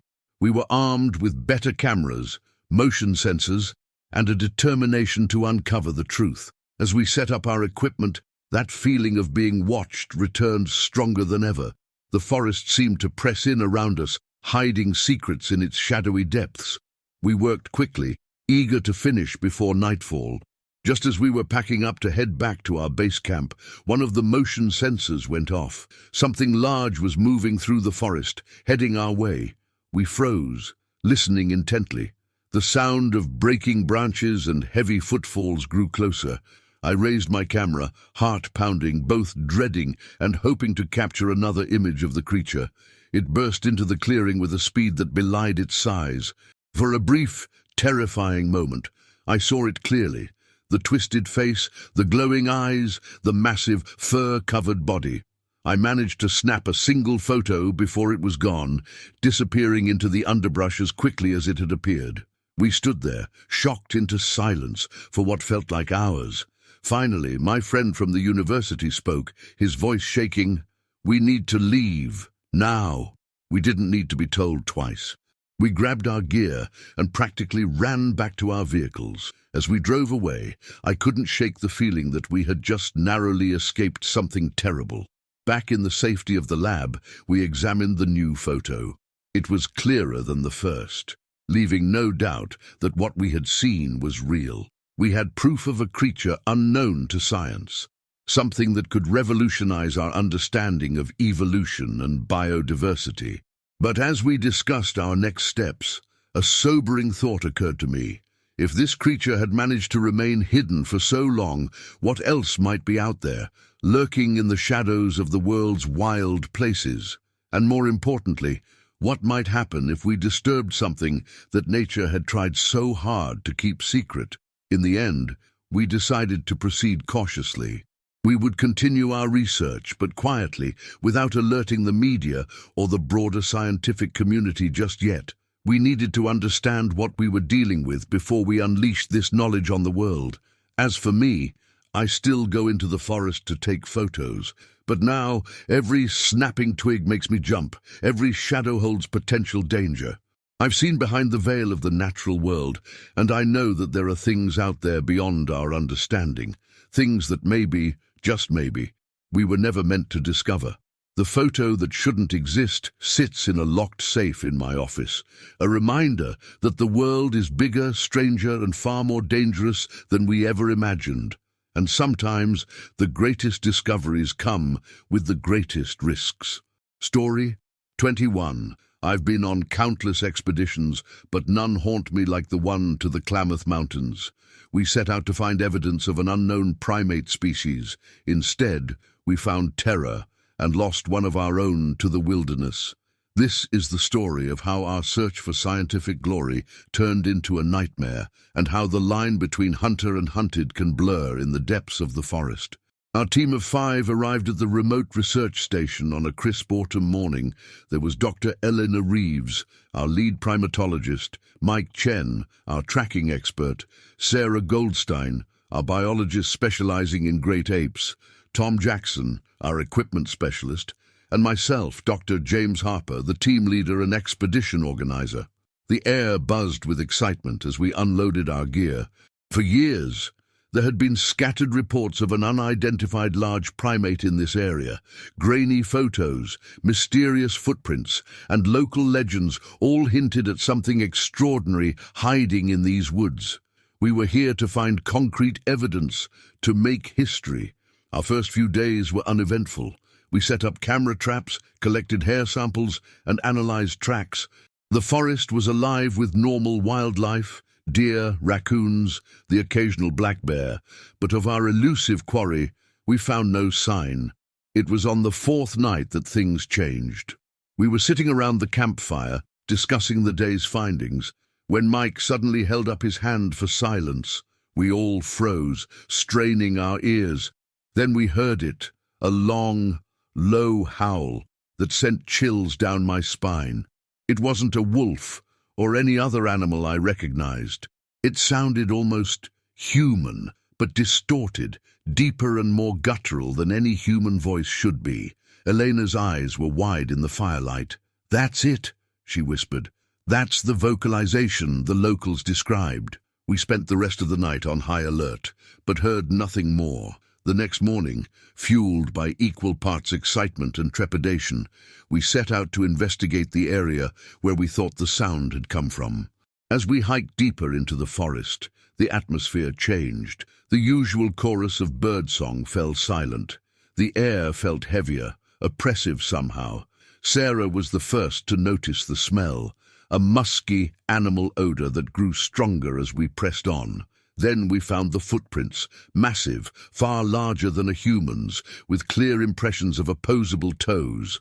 Mike crouched down to examine them, his face a mixture of awe and disbelief. "And these are fresh," he said. "Whatever made them can't be far." We followed the tracks, our scientific curiosity overriding our growing sense of unease. The trail led us to a small clearing where the underbrush had been flattened, as if something large had been resting there. Scattered around were tufts of coarse, dark hair unlike anything I'd seen before. Elena carefully collected hair samples while Tom set up additional camera traps around the perimeter of the clearing. We were giddy with excitement, certain we were on the verge of a monumental discovery. If only we had known what that discovery would cost us. As dusk approached, we reluctantly headed back to camp, planning to return at first light. The forest seemed different on the return journey, darker, more hostile. More than once, I caught glimpses of movement out of the corner of my eye, only to see nothing when I turned to look. That night, none of us slept well. Strange noises echoed through the darkness, breaking branches, heavy footsteps, and once, that same chilling howl we'd heard before, much closer this time. Dawn broke grey and misty. We ate a hurried breakfast, all of us eager to get back to the clearing and check our camera traps. As we hiked, the sense of being watched grew stronger. The hairs on the back of my neck stood on end, and I found myself constantly glancing over my shoulder. We reached the clearing to find chaos. Our camera traps had been destroyed, smashed to pieces, and scattered across the ground. The flattened area was torn up, deep furrows gouged into the earth as if by massive claws. "What could have done this?" Sarah whispered, her voice shaking. Before anyone could answer, a bone-chilling roar shattered the silence. It came from just beyond the tree line, so close it made my ears ring. We all instinctively huddled together, hearts pounding. "We need to leave," I said, trying to keep my voice steady. "Now." We turned to go, but froze at the sight before us. There, blocking our path, stood a creature out of nightmare. It was massive, at least 8 feet tall, covered in dark, matted fur. But it was the face that struck true terror into my heart. It was almost human, but twisted, with a sloping forehead and a protruding jaw full of sharp teeth. And the eyes. God! The eyes were terrifyingly intelligent, filled with a primal rage that made my blood run cold. For a moment that felt like eternity, we stared at each other, predator and prey, locked in a tableau of fear. Then Tom broke the spell, turning to run. The creature moved with a speed that belied its size, lunging forward with a roar. "Scatter!" I yelled, and we all took off in different directions. I crashed through the underbrush, branches whipping at my face, my lungs burning as I gasped for air. I could hear the others crashing through the forest around me, punctuated by the creature's roars and the sound of splintering wood as it pursued us. I don't know how long I ran. Time seemed to lose all meaning in the blind panic of flight. Eventually, I found myself back at our camp, gasping for breath. Elena and Mike were there, wide-eyed and trembling. Sarah arrived a few minutes later, her clothes torn and scratched. But Tom never made it back. We waited for hours, hoping against hope that he'd find his way to us.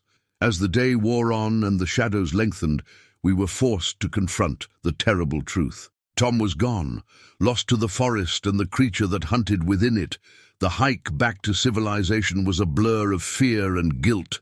We reported Tom's disappearance to the authorities, but our story of an unknown primate attack was met with skepticism. Search parties found no sign of Tom or the creature we described. Our shattered camera traps and hair samples were dismissed as inconclusive. In the end, Tom's disappearance was chalked up to a tragic hiking accident. The academic community scoffed at our claims of an unknown primate species, our reputations tarnished by what they saw as a ridiculous attempt to cover up a failed expedition. But we know what we saw. In my nightmares, I still see those intelligent, rage-filled eyes.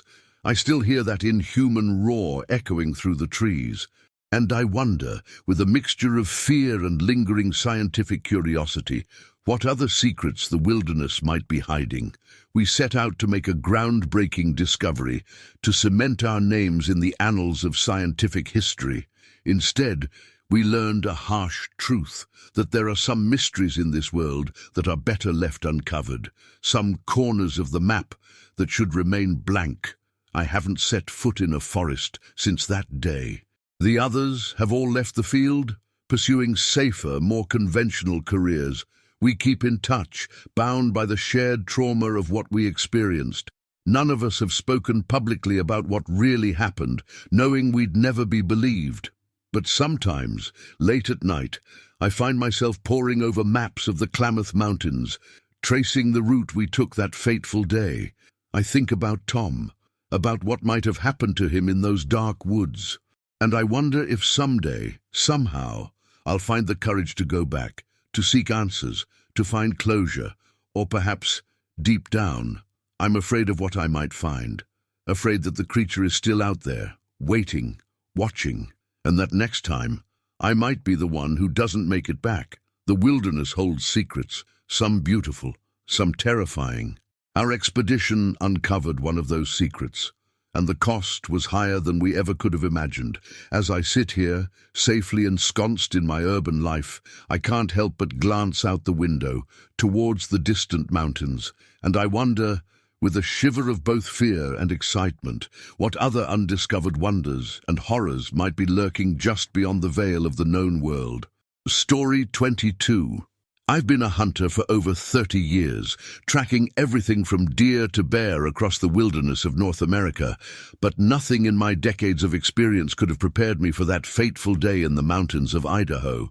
It was supposed to be a routine hunting trip. Instead, it became a fight for survival against a predator I never believed could exist. The crisp autumn air bit at my cheeks as I made my way through the dense forest. The leaves crunched underfoot, a symphony of reds and golds painting the canopy above. I'd been tracking what I thought was an unusually large elk for the better part of the day, following a trail that seemed to defy logic. The tracks were deeper than they should be, spaced farther apart than any elk I'd ever encountered. As the sun began to dip below the tree line, casting long shadows across the forest floor, I came across something that made my blood run cold. There, in a small clearing, lay the carcass of a deer. But this was no ordinary kill. The animal had been torn apart with a savagery I'd never seen before. Its ribcage was splayed open, organs missing, and deep claw marks scored the surrounding trees. I crouched down to examine the scene, my hand instinctively tightening on my rifle. Years of experience told me this wasn't the work of a bear or mountain lion. The precision of the kill, the specific organs taken, it spoke of an intelligence behind the violence that sent a shiver down my spine. As I stood to leave, a twig snapped in the underbrush behind me. I whirled around, rifle at the ready, but saw nothing but shadows and trees. Still, I couldn't shake the feeling of being watched. Eyes seemed to peer at me from every dark corner of the forest. I decided to make camp for the night, choosing a small ridge that offered a clear view of the surrounding area. As I set up my tent, I couldn't help but glance over my shoulder every few seconds, half expecting to see some monstrous shape emerging from the twilight. Sleep came fitfully that night. Every rustle of wind through the trees, every distant animal call jolted me awake, but it was the silence that was truly unnerving.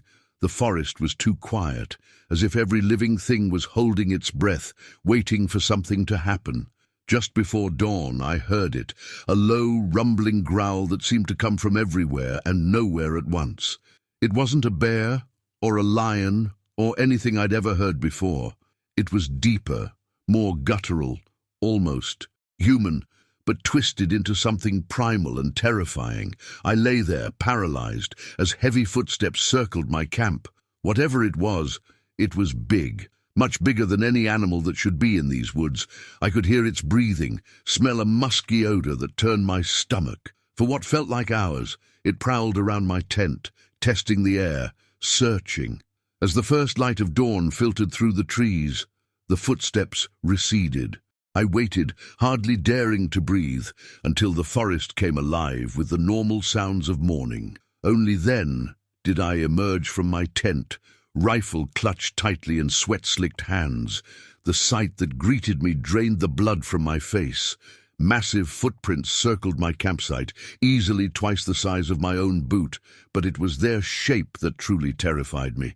They were unmistakably humanoid, with opposable toes and deep claw marks at the tips. My mind reeled, trying to rationalize what I was seeing, but deep down, I knew.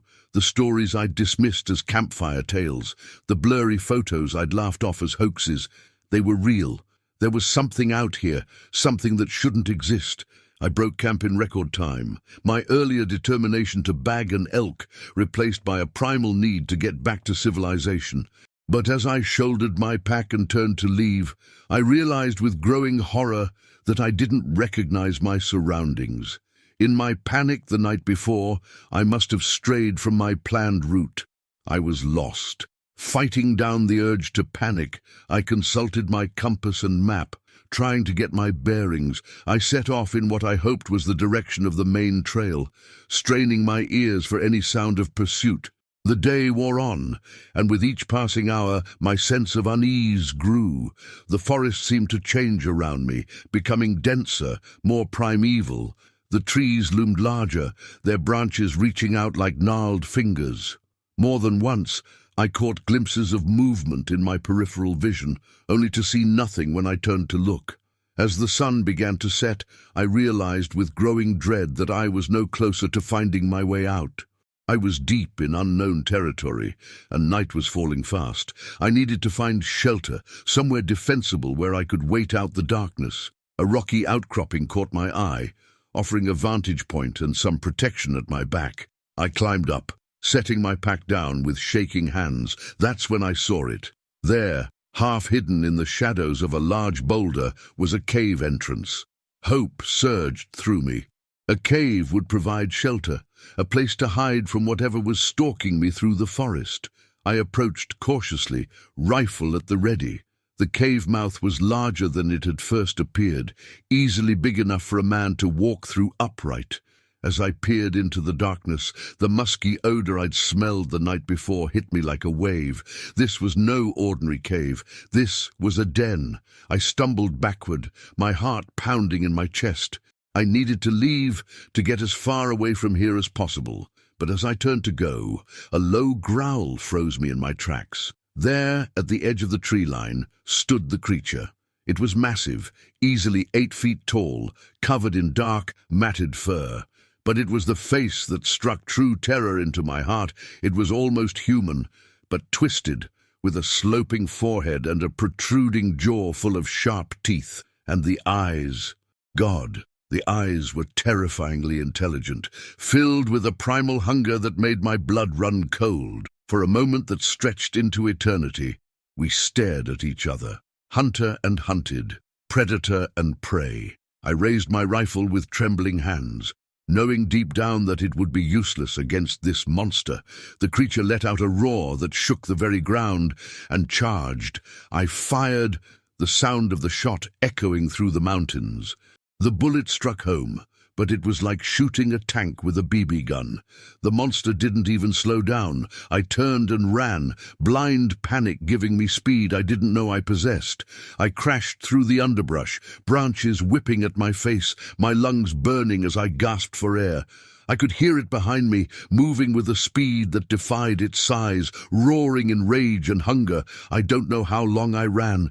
Time lost all meaning in the nightmare of flight. Somehow, miraculously, I stumbled onto a road. A car was approaching, its headlights cutting through the gathering darkness like a beacon of hope. I flagged it down frantically, practically throwing myself in front of it. The driver, a middle-aged man with a kind face, took one look at my wild eyes and torn clothing and ushered me into the car without a word. As we sped away, I looked back at the forest. There, just inside the tree line, I saw it. The creature stood watching, its eyes reflecting the red glow of the taillights. For a moment our gazes met, and I saw something in those inhuman eyes that chilled me to my core. Intelligence, curiosity, and a promise. This wasn't over. I never went back to those mountains. I told the authorities about getting lost, about the strange tracks and the mutilated deer, but I said nothing about the creature. Who would believe me? I'd be labeled a madman, my reputation ruined, but I know what I saw. In my nightmares, I still see those eyes, still hear that bone-chilling roar, and I wonder, with a mixture of fear and lingering curiosity, what other secrets the wilderness might be hiding. I still hunt, but never alone, and never in areas known for strange sightings or unexplained disappearances. But sometimes, when I'm in the woods, I feel eyes on me. And I know, deep in my bones, that out there in the wild places of the world, there are predators beyond our understanding. Creatures that turn the hunter into the hunted, and I count myself lucky to have encountered one and lived to tell the tale.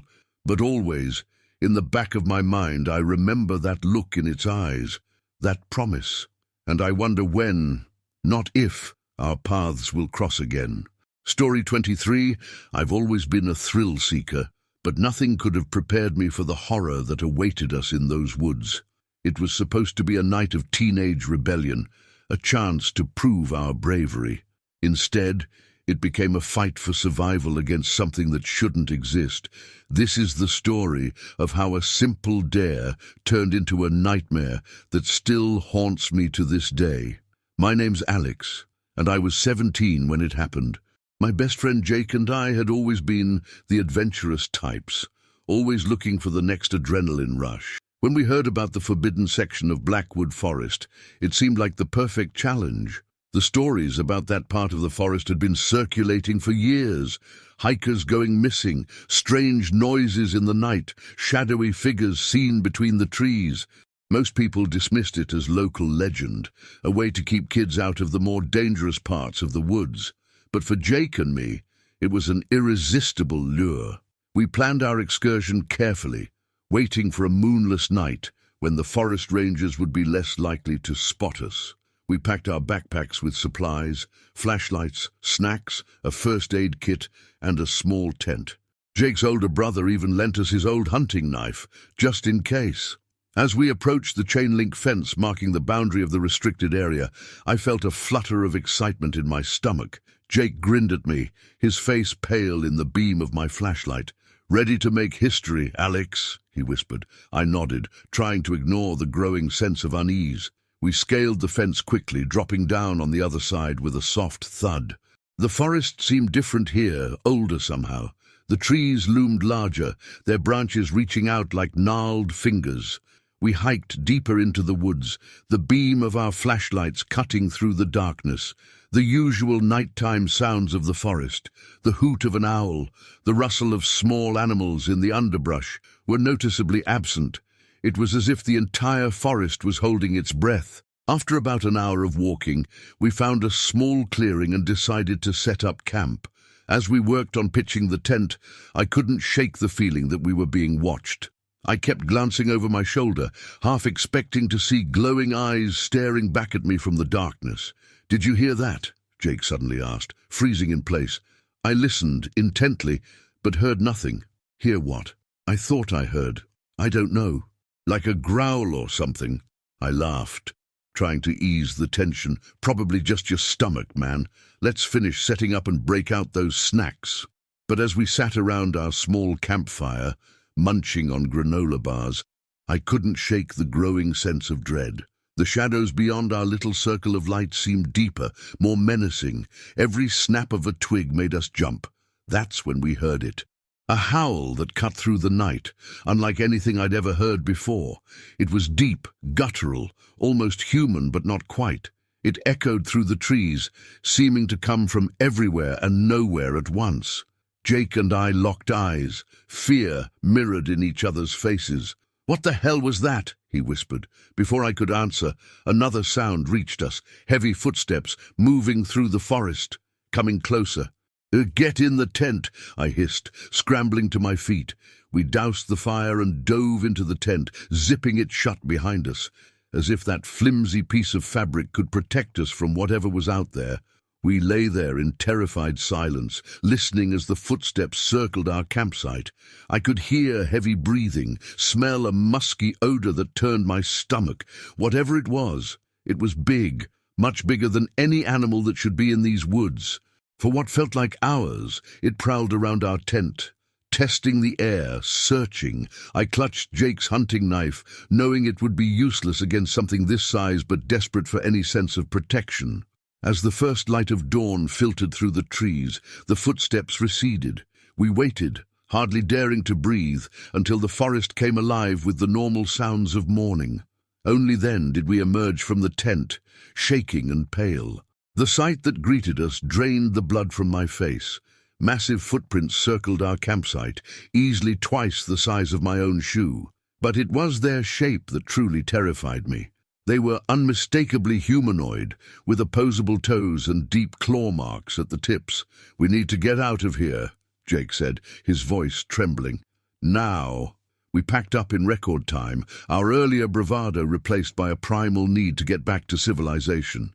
But as we shouldered our packs and turned to leave, I realized with growing horror that I didn't recognize our surroundings. In our panic the night before, we must have gotten turned around. We were lost. Fighting down the urge to panic, I pulled out my phone, hoping to use the GPS, but there was no signal. We were on our own. We picked a direction and started walking, hoping to find the fence or some landmark we recognized. But with each passing hour, the forest seemed to grow denser, more primeval. The trees loomed larger, their branches reaching out like gnarled fingers. More than once, I caught glimpses of movement in my peripheral vision, only to see nothing when I turned to look. As the day wore on, our fear grew. The feeling of being watched was constant now, oppressive. We tried to keep up a brave front, but I could see the terror in Jake's eyes, knew it was mirrored in my own. Then we heard it again, that bone-chilling howl, closer this time, much closer. It was answered by several others, from different directions. We were surrounded. "Run!" I yelled, grabbing Jake's arm. We took off, crashing through the underbrush, branches whipping at our faces. I could hear them behind us, moving with impossible speed through the forest, heavy footfalls, breaking branches, guttural growls that raised the hair on the back of my neck. I don't know how long we ran.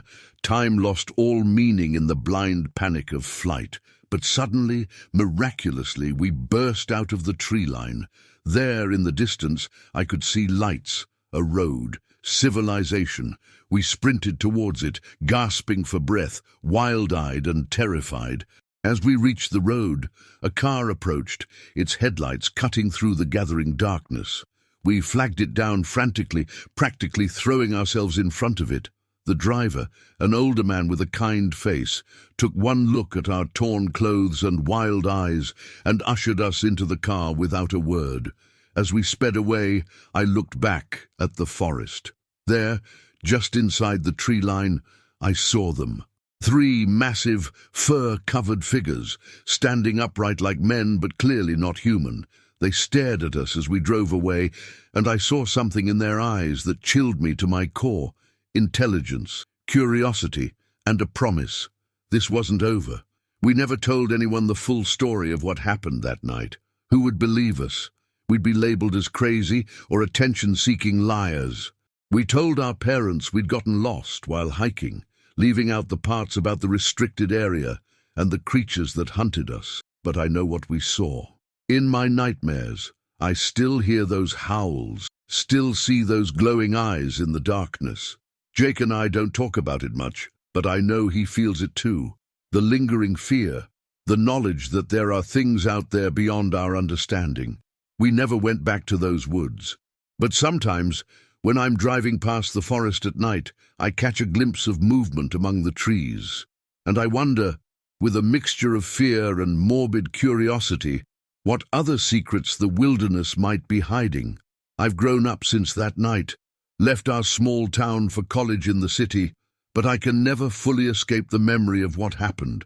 It's there in the way I flinch at unexpected noises, in the way I can't stand to be alone in the dark. And always, in the back of my mind, I remember that look in their eyes, that promise, and I wonder when, not if, our paths will cross again. So if you're ever tempted to explore where you shouldn't, to seek thrills in the dark places of the world, remember this. Sometimes the legends are true, and some parts of the wilderness are forbidden for a reason. Story 24.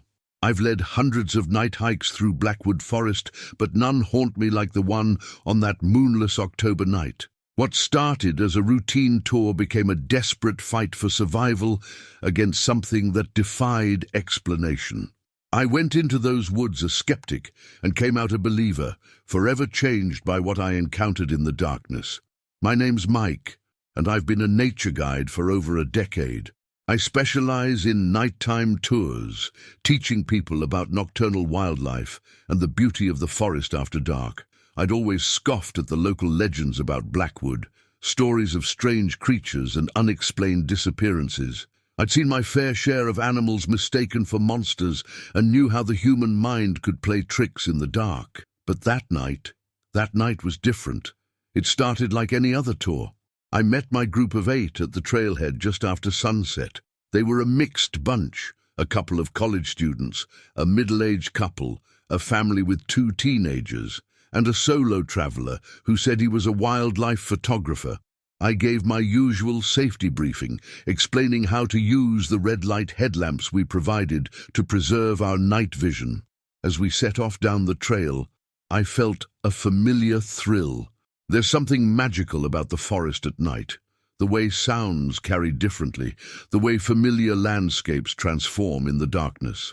I pointed out owl calls and the rustle of nocturnal creatures in the underbrush, explaining how the ecosystem changes after dark. About an hour into the hike, I noticed something odd. The usual nighttime sounds of the forest had gone quiet. No owl hoots, no scurrying of small animals. It was as if the entire forest was holding its breath. I'd experienced moments of quiet before, usually when a large predator was passing through, but this silence felt different, oppressive, wrong. I tried to shake off my unease, focusing on keeping my group engaged, but I couldn't help noticing how the shadows between the trees seemed deeper than usual, how every snapping twig made us all jump. We reached a small clearing, and I decided it was time for a break. As the group rested and had some water, I scanned the tree line with my flashlight. That's when I saw them, eyes reflecting the light, dozens of pairs surrounding the clearing. My first thought was that it must be a pack of coyotes, but these eyes were too high off the ground and the wrong color. They glowed with an eerie yellowish-green light that sent a chill down my spine. I quickly turned off my flashlight, hoping I hadn't alarmed the group, but the wildlife photographer, Dave, had noticed. "Did you see that?" he whispered, his face pale in the dim red light of his headlamp.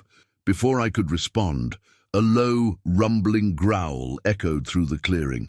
It was unlike anything I'd ever heard before, too deep for a bear, too guttural for a mountain lion. The group huddled closer together, fear evident on every face. "Everyone stay calm," I said, trying to keep my own voice steady. "We're going to head back to the trailhead now. Stay close together and follow my lead." We set off at a brisk pace, the group bunched tightly behind me. I could hear heavy footsteps in the forest around us, keeping pace. Whatever was out there, there were several of them, and they were big. The youngest member of the group, a teenage girl named Amy, suddenly gasped. "Look!" she cried, pointing off to our left.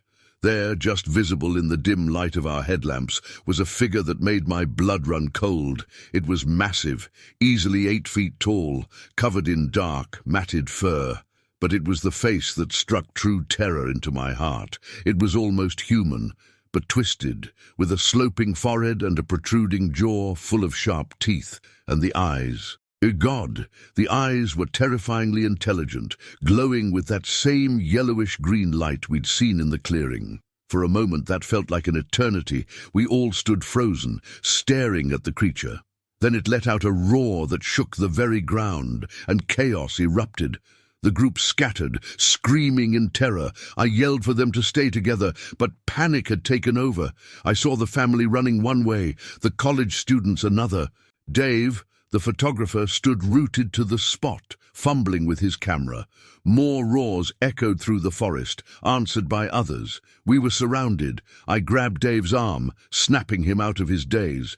"We need to move now!" I shouted, pulling him along as I ran after the others. What followed was a nightmare of confusion and terror. I could hear screams and roars echoing through the trees, catch glimpses of massive shapes moving with impossible speed through the underbrush. I called out for the others, desperately trying to regroup and find a way out. I found the family huddled behind a large boulder, the parents clutching their children close. The college students emerged from the trees a moment later, wide-eyed and gasping for breath. But the middle-aged couple was nowhere to be seen. Another roar, close by, spurred us into motion. We ran, crashing through the underbrush, branches whipping at our faces. I tried to guide us back towards the trail, but in the darkness and confusion, I'd lost all sense of direction. Suddenly the trees thinned, and we burst out into a small meadow. And there, in the center, stood 3 of the creatures. They were even more terrifying up close, their massive bodies rippling with muscle beneath the matted fur. They turned to look at us, and I saw a horrible intelligence in those glowing eyes. This wasn't the mindless aggression of a predator. These things were thinking, planning. We were prey, being herded. As the creatures began to move towards us, a bright light suddenly cut through the darkness. Flashlights, voices, human voices. "Over here!" I yelled, waving my arms frantically. The creatures hesitated, looking towards the source of the new sounds. Then, with a speed that defied their size, they melted back into the forest. Moments later, a group of forest rangers burst into the clearing, led by the middle-aged couple from our group. They'd managed to find their way back to the trailhead and raise the alarm. As the rangers escorted us back to safety, I tried to process what had happened. What were those creatures? How could they have remained hidden for so long? And why had they let us go? In the days that followed, as the authorities questioned us and searched the forest, I struggled with whether to tell the full truth. In the end, we all decided to downplay what we'd seen. Who would believe us? We'd be labeled as crazy, our lives forever changed by the stigma. We told a story of getting lost, of being scared by large animals we couldn't properly see in the dark. The rangers found some large tracks and fur samples, but nothing conclusive. The incident was chalked up to an encounter with an unusually aggressive bear, with our fear causing us to imagine something worse. But I know what I saw. In my nightmares, I still see those glowing eyes, still hear those bone-chilling roars. I no longer lead night hikes. I can't bring myself to enter the forest after dark, because I know that out there, hidden in the shadows, are creatures beyond our understanding. Sometimes, when I drive past the forest at night, I catch glimpses of movement among the trees, and I wonder, with a mixture of fear and morbid curiosity, if they're watching, waiting. I've learned that the world is bigger and stranger than we can imagine, that sometimes the legends are true, and that there are some corners of the wilderness where humans are not meant to tread. So if you find yourself in Blackwood Forest or any dark wood and the night goes quiet, if you feel eyes upon you or hear something moving that's too big to be natural, don't dismiss it. Don't try to be brave. Run. Run and pray that you're faster than whatever's hunting you in the dark.